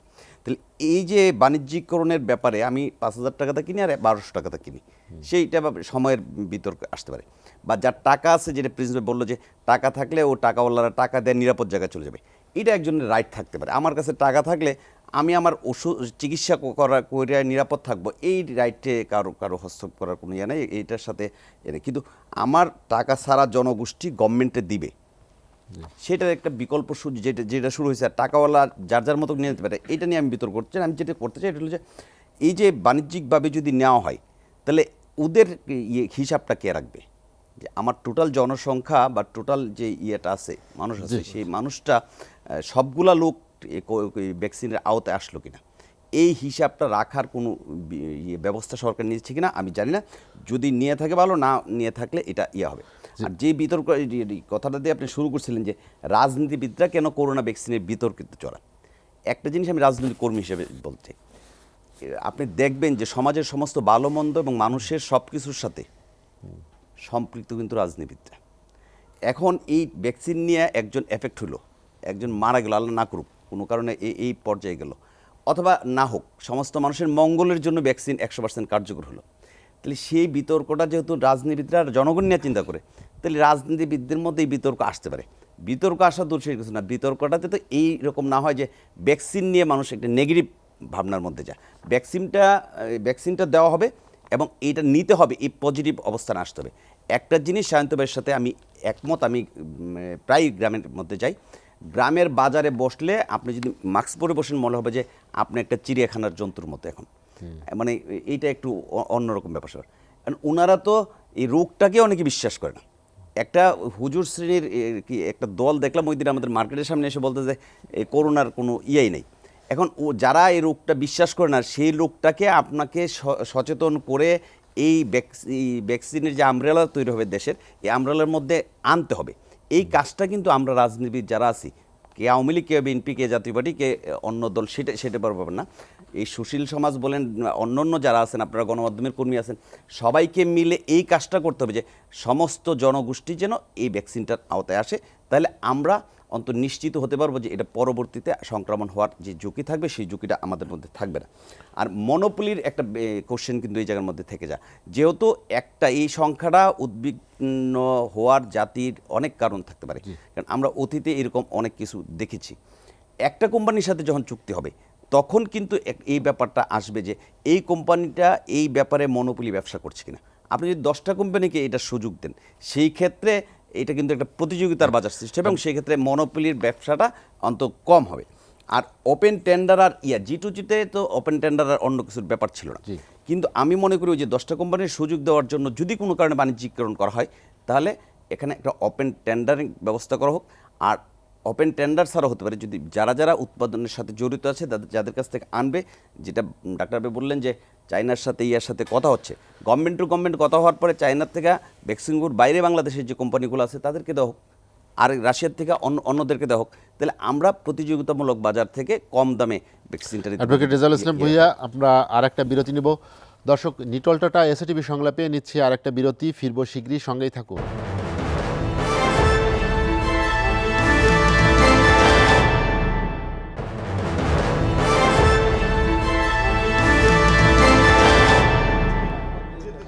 দেখছেন নিটলটা এসএটিভি সংলাপ। বিরতির পর আমরা আবারও ফিরছি আলোচনায়। অধ্যাপক ডাক্তার এম এ আজিজ, দুটি বিষয়ে, একটি আপনি প্রথম উল্লেখ করেছেন যে টেলিমেডিসিনের মাধ্যমে যাদেরকে ভ্যাকসিন দেওয়া হবে তাদের চিকিৎসা দেওয়া হবে, বা কোনো ধরনের পার্শ্ব প্রতিক্রিয়া হলে তাদেরকে হাসপাতালে রেখে চিকিৎসা দেওয়ার ব্যবস্থা আছে। আমরা যখন দেখলাম যে করোনা প্রথম শুরু হয় তখনও টেলিমেডিসিনের এই ব্যবস্থাটা সরকার চালু করেছিল, কিন্তু যখন এটি ব্যাপক আকারে বিস্তৃতি লাভ করে বা রোগীর সংখ্যা বাড়ে তখন আর কিন্তু শেষ পর্যন্ত থাকেনি। তো ভ্যাকসিনের ক্ষেত্রে কি সেই সংখ্যাটা থাকে কিনা? আরেকটি হচ্ছে ভ্যাকসিন আসলে আসার পরে অগ্রাধিকার ভিত্তিতে যাদের তালিকা তৈরি করা হয়েছে বৈজ্ঞানিক ভিত্তিতে, কিন্তু রাজনীতিতে একটা বিতর্ক আছে ভ্যাকসিন কাকে আগে দেওয়া হবে কাকে পরে দেওয়া হবে, এটি নিয়েও তৈরি হয়েছে। রাজনীতিবিদরা চান যে একজন আরেকজনকে আগে দেওয়ার জন্য। ধন্যবাদ আপনাকে। দেখুন, আপনার সাথে প্রথম প্রশ্নের সাথে আমি একমত না। টেলিমেডিসিন খুবই জনপ্রিয়, এখন পর্যন্ত খুব জনপ্রিয়। আমরা চিকিৎসকরা যেহেতু আমরা টেলিমেডিসিন সার্ভিসের সাথে জড়িত, এখনও টেলিমেডিসিন খুব জনপ্রিয়। টেলিমেডিসিন প্রথম থেকে এখন পর্যন্ত আছে, এই নিয়ে কোনো বিতর্ক নাই। আর কাদেরকে টিকা দেওয়া হবে এটা একদম WHO গাইডলাইনে ফ্রন্ট লাইন ফাইটার যারা, পাশাপাশি আমাদের এই ফ্রন্ট লাইন ফাইটারের এই ক্রাইটেরিয়ার ভিত্তিতে আমাদের স্বাস্থ্য অধিদপ্তর একটা লিস্ট করেছে মন্ত্রণালয়, এবং সেইটা যেমন আমি একটা বেসরকারি প্রতিষ্ঠানের কাজ করি, আমাদেরকে চিঠি দেওয়া হয়েছে 2 কার্য দিবসের ভিতরে তাদেরকে আমাদের সবার পাঠানোর জন্য আমাদের পার্টিকুলার সেটা আমরা পাঠিয়ে দিয়েছি। এরকম সিটি কর্পোরেশন সবাই এবং রাজধানী থেকে উপজেলা পর্যন্ত এই লিস্ট কিন্তু হয়ে গেছে। অ্যাপস আসার পরে পরবর্তী সাধারণ জনগণের জন্য যে ক্রাইটেরিয়া, যেমন first line front line fighter যারা পাচ্ছে 70 বছরের উপরে, যারা প্রথম পাচ্ছে 70 বছরের উপরে প্রায় 27 লাখ জনগোষ্ঠী। আমাদের স্বাস্থ্যকর্মীরা প্রায় 12 লাখের মতো আছে, এবং এই প্রায় 60-এর উপরে প্রায় 1 কোটি জনগোষ্ঠী আছে আমাদের। সেই ক্রাইটেরিয়ার ভিত্তিতে কিন্তু আগাচ্ছে, সেইখানে আগে পিছিয়ে কেউ পাওয়ার সুযোগ নাই। অ্যাপসের যারা রেজিস্ট্রেশন করে এর বাইরে দেওয়ার সুযোগ, ইভেন ধরেন একটা অ্যাম্পুল খুললে 10 জন দিতে পারে এবং 4 ঘন্টার ভিতরে সেই অ্যাম্পুল শেষ করতে হয়। 10 জনের জায়গায় দেখা গেল যে একটা অ্যাম্পুল 4টা ভায়েল আছে কিংবা 4 জন অ্যাবসেন্ট আসে নাই, এই 4টা ডোজ রয়ে গেছে, সেটা কিন্তু অন্য কাউকে দিবে না, রেজিস্ট্রেশন ছাড়া কাউকে দিবে না। সেটা সেটা নষ্টই হবে কিংবা ফেলে দিবে, কিংবা এই সরকার এই স্যাম্পলগুলা যাতে কোনো দুর্নীতি না হয়, এই স্যাম্পলগুলা খালি স্যাম্পলগুলাও জমা দিবে এটার স্বচ্ছতার জন্য। সুতরাং এই জায়গাটায় কোনো সুযোগ নাই এই ফ্রন্টলাইন ফাইটার কিংবা যে অ্যাপসের আওতায় আসবে কিনা সবাই, বা যাদেরকে একটা বড় সমস্যা। টার্গেটেড পিপল তারা কি মানে- রেজিস্ট্রেশন করবে কি না, তাদের না, সেটা এটা নিশ্চিত এটা হবে এটা কিভাবে? এটার জন্য শুনেন, এখনকার আমাদের যে গ্রামে গঞ্জেও এলইডি টেলিভিশন, এই মোবাইল ফোন আছে, স্মার্টফোন আছে, এবং যাদের নাই তারাও কিন্তু পাশের কারোর সাথে হেল্প নিয়ে এটা করতে পারে। হ্যাঁ, এটা আপনি ঠিকই বলেছেন। যেমন বুঝলেন, এক্ষেত্রে মহারাষ্ট্রে গেলে আমি একটা কথা বলি, হ্যাঁ। যে বিশেষ করে যে আপনি 60-70 যেটা বললেন, অবশ্যই সেই জায়গায় এই জায়গায় তাদেরকে কিন্তু অ্যাপস তাদের করাটা খুবই জটিল কেস। আমি জানি না এই অভিজ্ঞতা কি বলে, এই জায়গাটা একটু দেখা জরুরি। আমি না, সেই জায়গাটা যে প্রচারণা লাগবে, সেই প্রচারণা লাগবে। যেমন মহারাষ্ট্রে সার্ভার ফেলিওরের জন্য সমস্যা দেখা দিচ্ছে, এই জায়গাটায় আমরা সরকার এইটা মাথায় রেখেই বিকল্প ব্যবস্থা রাখছে, যে কিভাবে আমাদের যেহেতু মাঠ লেভেলের স্বাস্থ্যকর্মীরা, প্রশিক্ষিত স্বাস্থ্যকর্মীরা আছে, সেই জায়গায় তারা কিন্তু বিকল্প ব্যবস্থাও রাখছে। সুতরাং এই জায়গাটায় আমাদের মনে হয় আমাদের কোনো শঙ্কার কারণ নেই। আরেকটা প্রাইভেট ভ্যাকসিনের ব্যাপারে যে আলোচনাটা আমাদের আলোচকবৃন্দ করলেন, এইটা খুব স্পষ্ট যে সরকার এই টার্গেট যে বাংলাদেশের জনগোষ্ঠী, সব পুরা জনগোষ্ঠীকে সরকার দেওয়ার মতো অ্যাবিলিটি আছে, এবং সেই লক্ষ্যেই কিন্তু আগাচ্ছে সরকার ভ্যাকসিন দেওয়ার জন্য। হ্যাঁ, এইখানে যারা বিভিন্ন প্রতিষ্ঠানের সাথে জড়িত, তারা নিজেদের প্রতিষ্ঠানের কর্মীদের, সদস্যদের দেওয়ার জন্য অনেকে অ্যাপ্লিকেশন করেছে ড্রাগ অ্যাডমিনিস্ট্রেশনে, যে আমরা আমাদের নিজস্ব প্রতিষ্ঠানে দিতে চাই। সেইটাও কিন্তু সরকার এখনও দেওয়ার জন্য পারমিশন দেয় নাই। সেটা নীতিমালা হচ্ছে, নীতিমালার ভিত্তিতেই দিতে হবে, এবং ঢালাওভাবেও দেওয়া হবে না, এবং এটা সরকারের কন্ট্রোলই থাকবে। এখানে সে সরকারের এক ধরনের কন্ট্রোল থাকবে, কারা দিবে কারা দিবে না, সেটা কোনো ফাইনাল হয় নাই। সুতরাং এই জায়গাটায় ভ্যাকসিন নিয়ে দুর্নীতি হওয়ার সুযোগটা খুব একটা নেই। তবে আমি মনে করি যে আমরা এই নিয়ে আলোচনা সমালোচনা তো থাকবেই। তবে আমরা যেটা সায়ন্ত বলল, যে আমাদের দেশের যে প্রথম দিকের যে অক্সিজেনের অভাবে রোগী মারা গেছে, এইরকম রেকর্ড কিন্তু বাংলাদেশে নাই। অক্সিজেনের অভাব তো ছিলই, অক্সিজেনের আমাদের যে ব্যবস্থাপনা ছিল, এটা সব দেশেই প্রথমে ছিল, এটার চিকিৎসা তো কেউ জানতো না। এই হাই ফ্লো নেজাল কেলোনা, এই কনসেন্ট্রেটের যে মেশিন থাকে অক্সিজেনের, এটা যে অক্সিজেনের চিকিৎসা দিয়ে, এটাও তো জানতো না। সুতরাং এই ব্যাপারটা টোটাল ভিন্ন জিনিস। আমাদের সরকার এই প্রথম থেকেই, আমরা চিকিৎসকরা, শান্তদ একজন চিকিৎসক, উনি নিজেও জানেন যে এই অসুখ আসার পরে, এই করোনা আসার পরে, আমরা এই আমাদের চিকিৎসকদের মধ্যেও আমরা বিভিন্ন আদর্শ বিশ্বাস করি সংগঠন আছে। এই জায়গায় কিন্তু আমরা সব এক, কে ডেভ, কে সাচিব, কে ডেভ, এটা না, আমরা কিন্তু সব একসাথেই কাজ করেছি, সব হাসপাতালেই একসাথেই আমরা ফাইট করেছি। সুতরাং এই জায়গাটায় আমরা মনে করি যে সরকারের যে ব্যবস্থাপনা ছিল, সেই ব্যবস্থাপনায় ওইরকম কোনো ঘাটতি ছিল যার অভাবে রুগী মারা গেছে, এরকম রেকর্ড নাই। যে আগে অনেকে বলতো হাজার হাজার রুগী মারা যাবে দিন, রাস্তাঘাটে লোক মরে পড়ে থাকবে, সেই সিনারি কিন্তু আমাদের দেশে ছিল না। এবং না খেয়ে মারা যাবে, একজন লোক বাংলাদেশে না খেয়ে মারা যায় না। সরকারের যে খাদ্যের ব্যবস্থাপনা, কৃষির ব্যবস্থাপনা, ইকোনমিক সিকিউরিটি, যে প্রণোদনা, সব মিলেই সরকারের যে সাপোর্ট ছিল। সুতরাং এই জায়গাটায় আমরা আসলে আলোচনা সমালোচনা কোনো সুযোগ নেই, আমরা করি রাজনৈতিক চিন্তা ভাবনা করি। এবং এখন যে আপনি জিনিসটা বললেন যে রাজনীতিও হচ্ছে, রাজনৈতিক দৃষ্টিভঙ্গিতেও সমালোচনা হচ্ছে। আজকে যদি এই যারা সামর্থ্য আছে কেনার জন্য প্রাইভেটলি তাদের প্রতিষ্ঠানটা দিবে, আপনি যদি না দেন, এটা নিয়েও কিন্তু টকশোতে এসে আমরা আলোচনা সমালোচনা করব, যে গরিব লোকজন দিচ্ছে, আমরা যদি কেউ অগ্রিম, আমার অ্যাবিলিটি আছে, আমি দিতে পারি, আমাকে সরকার শীর্ষ সুযোগ দেবে না কেন, এই আলোচনাও কিন্তু হয়। সুতরাং সরকারকে ছবি তো দেখতে হবে। ডাক্তার মেজাজ, আপনার কাছে আবার আসবো আমি।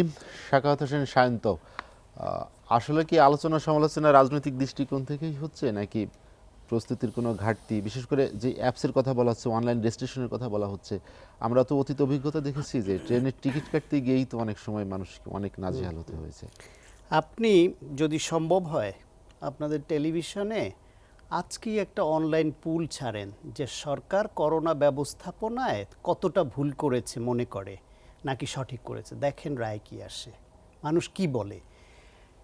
আর রোগী মৃত্যু যেটা, হসপিটালে ভর্তি না হতে পেরে আইসিইউ খালি নেই, অথবা ভর্তি নেয়নি, অথবা অক্সিজেন দেওয়ার মতো ব্যবস্থা নাই, সেন্ট্রাল চ্যানেল নাই, সেই সব কারণে হাসপাতাল থেকে হাসপাতাল ঘুরে অনেক রোগী মারা যাওয়ার ঘটনা আছে। এমনকি একজন অতিরিক্ত সচিব, তার মেয়ে ডাক্তার, 8টা হসপিটাল ঘুরেও বাবাকে ভর্তি করাতে পারেননি, তারপর মারা গেছে। কিন্তু চিটাগাংয়ের স্বাস্থ্য বিভাগের প্রধান যে তার মাকে চিটাগাংয়ের কোনো হসপিটালে ভর্তি করাতে না পেরে ঢাকায় এনেছেন করোনাক্রান্ত ওই সময়, এবং তিনি মারা গেছেন। এরকম, এটা দুটো উদাহরণ দিলাম উল্লেখযোগ্য বলে, এরকম বহু ঘটনা আছে। সুতরাং অব্যবস্থাপনা মৃত্যু এটা ছিল। আর একটা কমন কথা অনেকেই বলেন যে এই সম্পর্কে তো বিশ্বের কেউই জানতো না। এটা সত্য, পৃথিবীতে এই রোগটা নতুন, অনেকেই জানতো না, আস্তে আস্তে আমরা জেনেছি। কিন্তু যেই চীনের উহানে কিংবা ইটালি ওই সব দেশে যখন শুরু হলো, যেহেতু তার 3 মাস পরে আমাদের এখানে আসলো, ওই 3 মাসে আমাদের কিন্তু অন্তত কিছু কিছু জানার সুযোগ হয়েছিল। ওই 3 মাসে আমরা এটি জেনেছিলাম যে আমার হাসপাতাল ব্যবস্থাপনা একটা সিস্টেমের মধ্যে আনতে হবে, চিকিৎসক, নার্স সহ স্বাস্থ্যকর্মীদের ভীতি দূর করতে হবে, সুরক্ষা দিতে হবে, অক্সিজেন লাগবে। এগুলি কিন্তু আমরা আমাদের দেশে করোনার ওই প্রাদুর্ভাব শুরুর আগেই কিন্তু আমাদের চিকিৎসকরা এবং আমাদের সরকারের ডিপার্টমেন্ট এটা কিন্তু জেনে গিয়েছিল, এবং তারা বলছিলেন আমাদের সব ব্যবস্থা আছে। এটা কিন্তু সত্য। সুতরাং আমরা জানতাম না, এটা আমাদের বেলায় প্রযোজ্য না এটা, কারণ 3 মাস পরে আমাদের দেশে আসছে। আর একটা যেটা আপনি বলেন যেটা বললেন যে অ্যাপসে ট্রেনের টিকিট নেওয়া, বাংলাদেশের অতীতের যে অভিজ্ঞতা, এইখানে সরকারি এবং বেসরকারি লেভেলে প্যারালাল একই সার্ভিস থাকলে সরকারি পর্যায়ে একটা কৃত্রিম সংকট তৈরি করা হয়, যাতে মানুষ খুব সহজেই সরকারের ওই সেবাটা নিতে না পারে, ওইটার প্রতি একটু বিমুখ হয়, বিরক্ত হয়, এবং তারা বেসরকারি ওইখানে ব্যবসায়ীদের কাছে ধর্ণা দেয় এবং এই সুযোগে তারা ব্যবসাটা করতে পারে। যেটা প্রিন্স ভাই বলছিলেন, এই করোনার টেস্টের বেলায় তাই ঘটেছে। বিভিন্ন জায়গায় এই লাইন, সিরিয়াল, অনলাইন এসব করে করে হয়রানি হয়ে না পেয়ে অনেকেই তখন বাধ্য হয়ে, সামর্থ্য নাই, ধারদানা করেছেন, তারপর বাধ্য হয়ে প্রাইভেট হসপিটালে 3.5 থেকে 5,000 টাকা খরচ করে টেস্ট করিয়েছেন। এটা কিন্তু হয়েছে।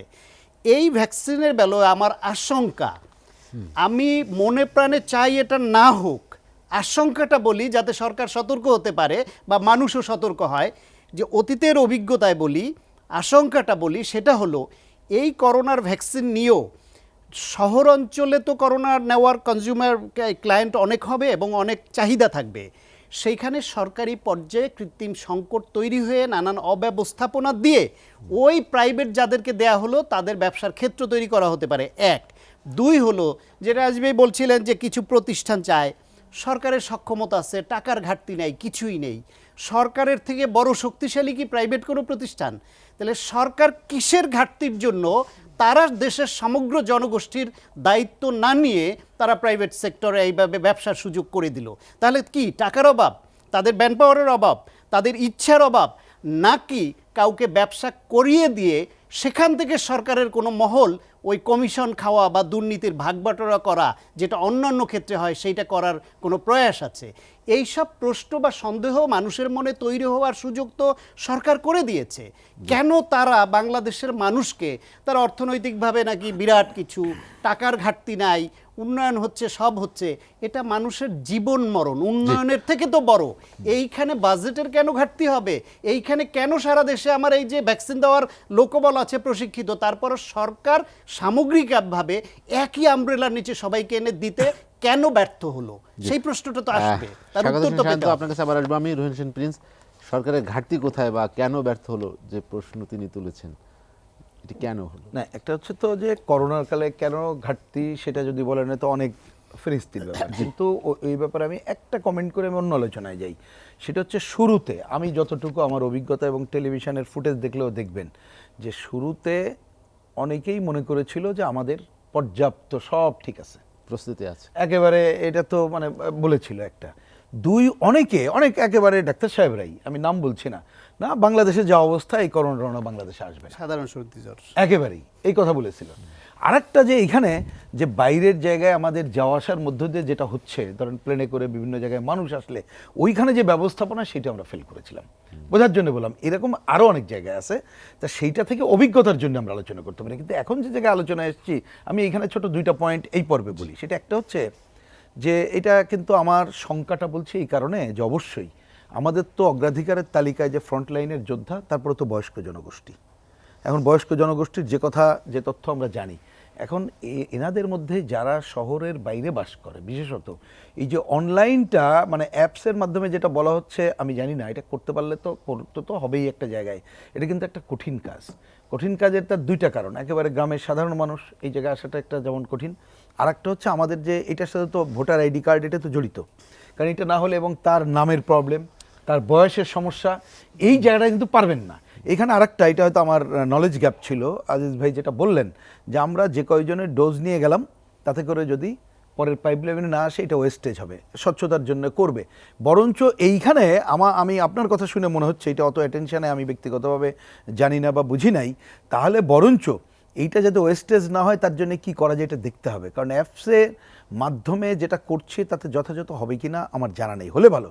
কিন্তু এই জায়গায় আমরা বরাবর যে কথাটা বলি, আমাদের দুর্বল স্থানীয় সরকার থাকলেও নানা বিবেচনায় আপনি সেইটার যদি ইনভলভমেন্ট না করতে পারি, যে যার জায়গায় আছি, যা ওইখানে কিছু দুর্নীতি স্বজনপ্রীতির এ খবর আমরা জানি, কিন্তু আমাদের যতটুকু আছে যে কার্ডটা আমাদের আছে এইটা সহ আমরা যদি না করতে পারি এবং ওইখানে যদি একটু মানে সমাজকে সম্পৃক্ত করা, যেটা আমি প্রথম পার্টে বলেছি, এইটা না করতে পারি, তাহলে কিন্তু এইটাকে আপনি সমগ্র জনগোষ্ঠীর কাছে পৌঁছে দিতে পারবো না। এটা একটা দিক। আরেকটা মনে রাখতে হবে, এই কথাটা বারবার মনে রাখা দরকার। যেমন মাঝে একটা ডাক্তার সাহেবদের আলোচনায় আমরা শুনছিলাম যে ধরুন একজনকে ডোজ দেওয়া হলো, আপনাকে দেওয়া হলো, কিন্তু আপনার পরিবার সেটা কি হবে? এটা তো সায়েন্টিফিক ব্যাপার, এটা কিন্তু ভেবে এই জায়গাগুলো করতে হবে। তারপরে খালি ডোজ দিলে কিন্তু শেষ হচ্ছে না, একটা সবচেয়ে বড় ব্যাপার হচ্ছে মাস্ক। এইটাই তো একটা বড় ব্যাপার, আমাদের প্রধান টিকা তো এখনো পর্যন্ত, এবং আপনি ডোজ নেওয়ার পরেই থাকবে। তাহলে এই যে মাস্ককে আমরা কিন্তু একটা সামাজিক আন্দোলনে রূপান্তরিত করতে পারিনি, যে কথাটা আমাদের পার্টির পক্ষ থেকে বারবার বলে আসছি, নিজেরাও কিন্তু আমাদের এই যেমন সরকারের অনিয়ম অব্যবস্থাপনাদের কথা বলি, কিন্তু মাস্ক আমাদের যে সামাজিক আন্দোলনের আমরা দলীয় চেষ্টাও করে যাচ্ছি। আমরা এখনও মনে করি যে আপনি সমাজকে সম্পৃক্ত করে মাস্কের আন্দোলন ঠিক রাখেন, একই সাথেই এই যে করোনার টিকাও যাতে যথাযথ হয় এই কাজটা আপনি রাখেন। আর একটা শেষ মন্তব্য হচ্ছে ওই যে টাকার কথা যেটা বললেন, হয় কি জানেন, আপনি যখন বেসরকারি উদ্যোগকেই প্রথমে আপনি সুযোগ করে দেবেন, তখন সরকারি যে গুদমে যেটা আছে ওইটা দেখবেন স্বজনপ্রীতি এবং অন্যভাবে এই কার্যক্রমগুলো পরিচালিত হচ্ছে, যা আমাদের জন্য খুবই ক্ষতিকর হবে। রহিন হোসেন প্রিন্স, আমরা আর একটা বিরতি নিব। দর্শক, নিটল টাটা এসএটিভি সংলাপে নিচ্ছে আর একটা বিরতি, ফিরবো শীঘ্রই, সঙ্গেই থাকুন।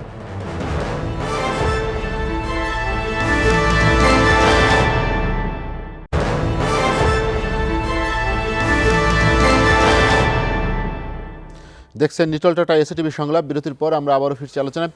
অ্যাডভোকেট মোহাম্মদ রেজাউল ইসলাম ভূঁইয়া, আমরা আলোচনার একদম শেষ দিকে চলে এসেছি, যেটি নিয়ে আমরা আলোচনা করছিলাম যে ভ্যাকসিন নিয়ে। আপনি জানেন যে আজকে বাংলাদেশে উপহার হিসেবে ভারত সরকার 20 লাখ ডোজ ভ্যাকসিন দিয়েছে। বিশেষ করে এই করোনা মহামারীর সময় ভারত সরকারের এই উপহার দেওয়া আর এবং করোনা ভ্যাকসিন নিয়ে আমাদের যে আকাঙ্ক্ষা বা যে আগ্রহ সাধারণ মানুষের মধ্যে বা সরকারের যে প্রচেষ্টা, সব কিছু মিলে টিকাদান কর্মসূচিটার সফলতা নিয়ে আপনি কতটা আশাবাদী?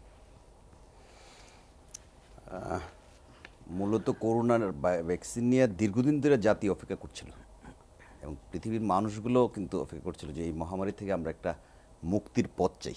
এটা একটা কাঙ্ক্ষিত জিনিস অনেকের কাছে, এবং আমাদের দেশে তো বটেই। মূলত আমি আশাবাদী না, আমি যে এই ভ্যাকসিন অনেক বিতর্ক থাকতে পারে, অনেক ত্রুটি বিচ্যুতি থাকতে পারে, থাকতে পারে, মূলত মানুষের আগ্রহ এবং মিলিয়ে যে অবস্থায় গিয়ে দাঁড়িয়েছে করোনা ভ্যাকসিন প্রয়োগ এবং একটা সফল হবে। কারণ যেই সংস্থা থেকে এসছে এবং WHO যে দিছে, পারমিশন দিছে, সেখানে এটা ব্যর্থ হওয়ার কোনো সুযোগ আছে বলে আমি মনে করি না। এটার প্রয়োগের ক্ষেত্রে, এটা ডিস্ট্রিবিউশনের ক্ষেত্রে বা এটা বিভিন্ন ক্ষেত্রে কিছু জটিলতা সৃষ্টি করে আমাদের সাময়িকভাবে কিছু হইতে পারে, এই ক্ষেত্রে উৎকণ্ঠা থাকতে পারে। আমি যেই জিনিসটা জাহিদ ভাইয়ের থেকে আসলো, যেটা প্রিন্স ভাই আলোচনা করলো, ওইটার ব্যাপারে আমি বলতেছি যে এই যে ওয়েস্টেজের যে ব্যাপারটা নিয়ে আসলো, এইটাকে যদি ঠেকানো না যায়, 3 কোটির মধ্যে যদি আমার 5% হয় বা 10% হয়, তাহলে এইটার কিন্তু আমাদের বিরাট একটা সংকটের মধ্যে ফেলে দেবে। এবং এই সংকট ঠেকানোর জন্য আমাদেরকে একটা কার্যকর ব্যবস্থা নিতে হবে, যাতে অ্যাপসের মাধ্যমে যারা যারা আসছে তারা সবাই যেন সেখানে উপস্থিত থাকে। যদি সেই ক্ষেত্রে আমরা কার্যকর না নিতে পারি, তাহলে অনেকটা মানুষ কিন্তু এটা থেকে হয়ে যাবে। এখন এইটা আমি জানি না সরকার কি নিচ্ছে, যারা অনুপস্থিত থাকবে তাদের পরবর্তীতে কি আবার অ্যাপসের মাধ্যমে নেওয়া হবে কিনা, অথবা একটা ভয় শঙ্কা ভ্যাকসিন যারা নিতে আসবে এসে রেজিস্ট্রি করে যখন অনুপস্থিত থাকবে তাদেরকে কিছু শর্ত জুড়ে দিতে পারলে আমার মনে হয় যে এটা কার্যকরভাবে হতো, যেহেতু এটা অনেক ইয়ের ব্যাপার যে একটা ওয়েস্টেজ হয়ে গেলে আমরা এইটা কোত্থেকে এই গ্যাপটা পূরণ করব। আমার মনে হয় যে একটু আগে শান্তভাবে ইয়ের আলোচনার মধ্যে বলছিল যে এইটার একটা কাট করা যেতে পারে, ওনার সাথে আমি এই ব্যাপারটাতে একমত যে কাট করা যেতে পারে, অথবা একটা করা যেতে পারে যে পরবর্তী স্বাস্থ্যসেবা গভর্নমেন্টের কাছ থেকে পেতে হলে ভ্যাকসিন দেওয়া আছে কিনা এটার একটা সার্টিফিকেট থাকতে হবে।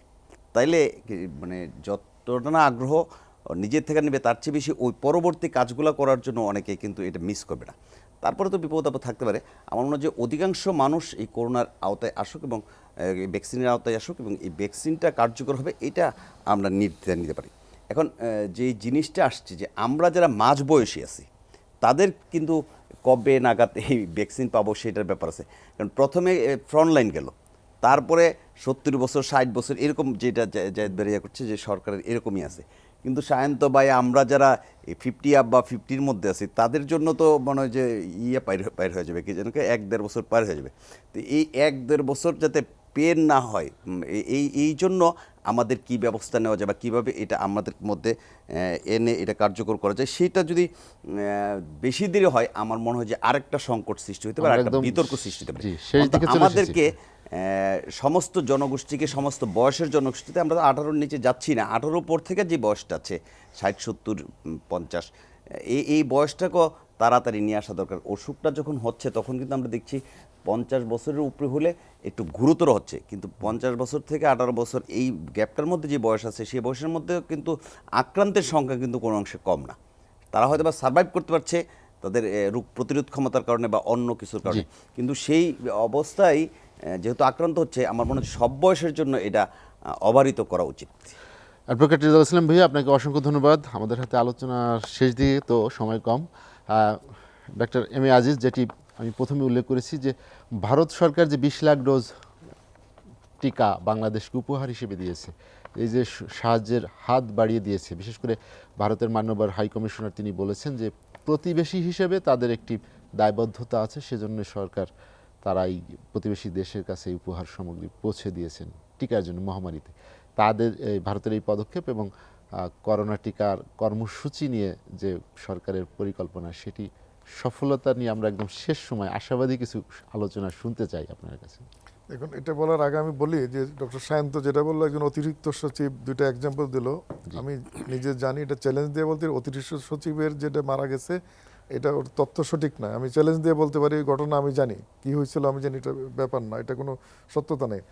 3 মাস পরে আমাদের দেশে যে করোনা আসলো, 3 মাস পরে আসলো কেন? সরকারের এখানে সফলতা আছে। 3 মাস আসতে পারে নাই, সরকারের সেরকম ব্যবস্থাপনার জন্য আসতে পারে নাই, ওইটা কিন্তু আমি বলি নাই। আমাদের এই সাউথ ইস্ট এশিয়ানের কয়টা দেশে টিকা দেওয়া শুরু হয়েছে, আমাদের দেশে শুরু হইতে যাচ্ছে। জাপানের মতো দেশেও এখনও কবে থেকে টিকা দিবে এটা কিন্তু সিদ্ধান্ত হয় নাই, এখনও তারা ফয়সালা করতে পারে নাই টিকা কোথেকে দেবে, কবে দিবে। সুতরাং এই জিনিসগুলোও কিন্তু আমাদের গ্লোবাল পার্সপেক্টিভে আমাদের দেশের অবস্থান বুঝতে হবে। আগে টিকা আসবে না, এখন টিকা আসলো, এখন টিকা আসছে, এখন ব্যবস্থাপনায় অসুবিধা হবে, টিকা দিতে পারবে না, সরকার দুর্নীতি করবে, এগুলো আসছে। আসলে আমাদের মানসিকতা হলো যে কিছু আমরা আলোচনা সমালোচনা যেটা যেভাবে করি, আমাদের ময়মনসিংহের একটা গল্প আছে, গ্রামে যে বলে যে ঠেটা মামার গল্প, যে তোর মামাতো ভাই এই ঢাকা ইউনিভার্সিটির চান্স পাইছে, বলে চান্স পেলে পড়াশোনা পাস করলো আর পাস করলো, চাকরি পাবে না, চাকরি পাইছে বেতন পাবে না, বেতন পাইছে এই টাকা খারাপ টাকা, জাল টাকা, আর ভালো টাকা পাইছে এই টাকাতে চলবে না, পরের মাসে টাকা বেতন পাবে না। সুতরাং আমাদের এই আলোচনা সমালোচনার শেষ নাই। সুতরাং আমরা যদি সবসময় নেগেটিভভাবেই চিন্তা করি তাহলে কিন্তু হবে না। সুতরাং আমাদের আসলে আমরা মনে করি যে সরকারের এই টিকাদান কর্মসূচিতে এই যে প্রস্তুতি, এটা যথেষ্ট আছে। আমি একজন চিকিৎসক হিসেবে মনে করি যে যথেষ্ট আছে। এখন খুব ইম্পর্টেন্ট প্রিন্স ভাই যেটা বললো, এইটা আমি খুব অ্যাপ্রিসিয়েট করি ওনাকে, যে এই জায়গাটায় জনপ্রতিনিধি, রাজনীতিবিদ, সিভিল সোসাইটির লোকজন সবারই এখানে আসা উচিত। সরকারের পাশাপাশি এই প্রচারণায় উদ্বুদ্ধ করার জন্য আসা উচিত। আর আমাদের একটা সুবিধা, আমরা যে ভ্যাকসিনটা এখানে আসছে, এই ভ্যাকসিনটা সারা বিশ্বে এটা একদম প্রুফ যে এই ভ্যাকসিনটার খুব একটা পার্শ্ব প্রতিক্রিয়া নাই, এইটাই সবচেয়ে ভালো ভ্যাকসিন, এইটা আমরা পাচ্ছি। সুতরাং এই জায়গাটা আমাদের মানুষের কনফিডেন্স গ্রো করানো হচ্ছে, তারা যাতে সবাই অ্যাপসে রেজিস্ট্রেশন করে, সবাই যাতে টিকাদান কেন্দ্রে আসে, এই জায়গাটায় আমাদের উদ্বুদ্ধ করা উচিত। পাশাপাশি উনি ঠিকই বলেছেন যে উনি একজন রাজনীতিবিদ, ওনাদের রাজনীতির কথাবার্তার পাশাপাশি সবসময় মাস্ক পরতে বলে। আমাদেরও বলবো যে সবাইকে মাস্ক পরতে হবে। এই টিকাদান কর্মসূচির একটা লম্বা সময় লাগবে এবং এই টিকার ইমিউনিটি কতদিন থাকবে, জি। কেউ কেউ বলে 6 মাস, কেউ কেউ বলে 1 বছর, এটা কিন্তু কোনো প্রমাণিত না, এখন পর্যন্ত সেই রিসার্চ হয় না। আমরা শেষ দিকে আমাদের আলোচনা সুতরাং শেষ সেই করতে জায়গাটা হবে, জি। আমাদের স্বাস্থ্যবিধি মেনে চলতে হবে। তো আমার বিশ্বাস এই করোনার ম্যানেজমেন্টেও সরকারের যেমন সফলতা ছিল এবং প্রুভড এটা, এই ভ্যাকসিনেশনের ক্ষেত্রে সরকার সফল হবে। অধ্যাপক ডক্টর এম এ আজিজ, আপনাকে অসংখ্য ধন্যবাদ। স্বাগত হোসেন শান্ত, আর কোন বিষয়টা বেশি গুরুত্ব দেওয়া উচিত টিকাদান কর্মসূচিকে সফল করতে? না, আমি তো ওই আজিজ ভাইয়ের কথা শুনে আমার আশঙ্কা তো আরো বেড়ে গেল। আওয়ামী লীগের সাধারণ সম্পাদক ওবায়দুল কাদের এবং নির্বাচন কমিশন জি। এক একটা নির্বাচন আসে তখন বলে এই সরকারের অধীনে আগের নির্বাচনগুলির মতোই এই নির্বাচনও নিরপেক্ষ এবং সুষ্ঠু হবে। আমার আশঙ্কা বেড়ে যায় যে তাহলে কি আবার ওইরকম রাতে দিনে দেখবো, আবার ওইরকম কেন্দ্র দখল দেখবো। তাই ঘটে। আজিজ ভাই এরকম বললেন যে করোনা ব্যবস্থাপনায় সরকারের আগে যেরকম সফল হয়েছে এই ভ্যাকসিনও সেরকম সফল হবে। আগে যে সফল হয়নি এটা সবাই জানে, আমরা এটা বলি নিয়ে সফল আমরা না, সারা বিশ্ব প্রশংসা এটা করছে। আমরা ওই তর্ক করে ওই দিকে গিয়ে লাভ নাই। অসংখ্য উদাহরণ আছে। টিআইবি পর্যন্ত বলছে, 15 দফা সুপারিশ দিচ্ছে যে করোনাকে কেন্দ্র করে সরকারের অব্যবস্থাপনা এবং লুটপাট দুর্নীতি আরও অনেক বেড়েছে এবং নিমজ্জিত হয়েছে। এখন এটা বললেই বলবেন টিএলবি সরকারের বিরুদ্ধে করে। যখন বিএনপির আমলে টিআইবি বিএনপির বিরুদ্ধে সরকারের বিরুদ্ধে রিপোর্ট করতো তখন আওয়ামী লীগের কাছে খুব ভালো ছিল, বিএনপির কাছে খারাপ ছিল। এখন আবার টিআইবি যখন এই সরকারের দুর্নীতি দুঃশাসন এগুলো বলে, সরকার বলে ওরা তো মিথ্যা কথা লেখে, আবার বিএনপি বা বিরোধীরা খুশি হয়। আসলে বাস্তবতা হচ্ছে দেশের মানুষ সরকারের করোনা ব্যবস্থাপনায় যে হ্যাপি না, এটা আপনি আপনার এই প্রোগ্রামও যদি যায়, তার যে অনলাইনে যে দেখবেন, কমেন্টস দেখলে বুঝতে পারবেন। বরং আগের ওইসব তুলনা না নিয়ে আমাদের বলতে হবে অতীতে ভুলভ্রান্তি হয়েছে, অব্যবস্থাপনা হয়েছে, চুরি হয়েছে, লুটপাট হয়েছে, সরকার চেষ্টা করেছে কিন্তু ব্যর্থ হয়েছে অনেক জায়গায়, কিছু কিছু জায়গায় সফল হয়েছে। এইটায় ব্যর্থ হতে দেওয়া যাবে না, এখানে সফল হতেই হবে। কারণ এটার সঙ্গে আমার জীবন মরণের আমরা একদম সমস্যা শেষ দিকে জড়িত। চলে এসেছি। মানুষকে উদ্বুদ্ধ করতে হবে সবাই যাতে দেয়, এবং কারো কোনো পার্শ্ব প্রতিক্রিয়া হলে সেটা সঠিকভাবে ব্যবস্থাপনা করা। প্রাইভেট সেক্টরে এটাকে কোনোভাবেই দেওয়া যাবে না। সরকারেরই সক্ষমতা বাড়িয়ে এটাকে বুস্ট আপ করতে হবে যে দেশের সকল জনগণকে সরকার দায়িত্ব নিয়ে বিনামূল্যে সবাইকে দিবে। স্বাগত হোসেন শান্ত, আপনাকে অসংখ্য ধন্যবাদ। রহিন হোসেন প্রিন্স, আর কি করণীয় যেটা একটু- আচ্ছা, আমি মনে করি যে প্রথমত আমরা ভরসা রাখতে চাই আমাদের চিকিৎসক এবং পরামর্শক টিম সহ যারা দায়িত্ব পালন করছেন তাদের প্রতি। তাদের গাইডলাইন প্রতি মুহূর্তে তাদের যে অভিজ্ঞতা এটা হবে, সেই অনুযায়ী যেটা হবে আমরা চাই সরকার সেইভাবে দায়িত্ব পালন করে। এটা একটা নম্বর।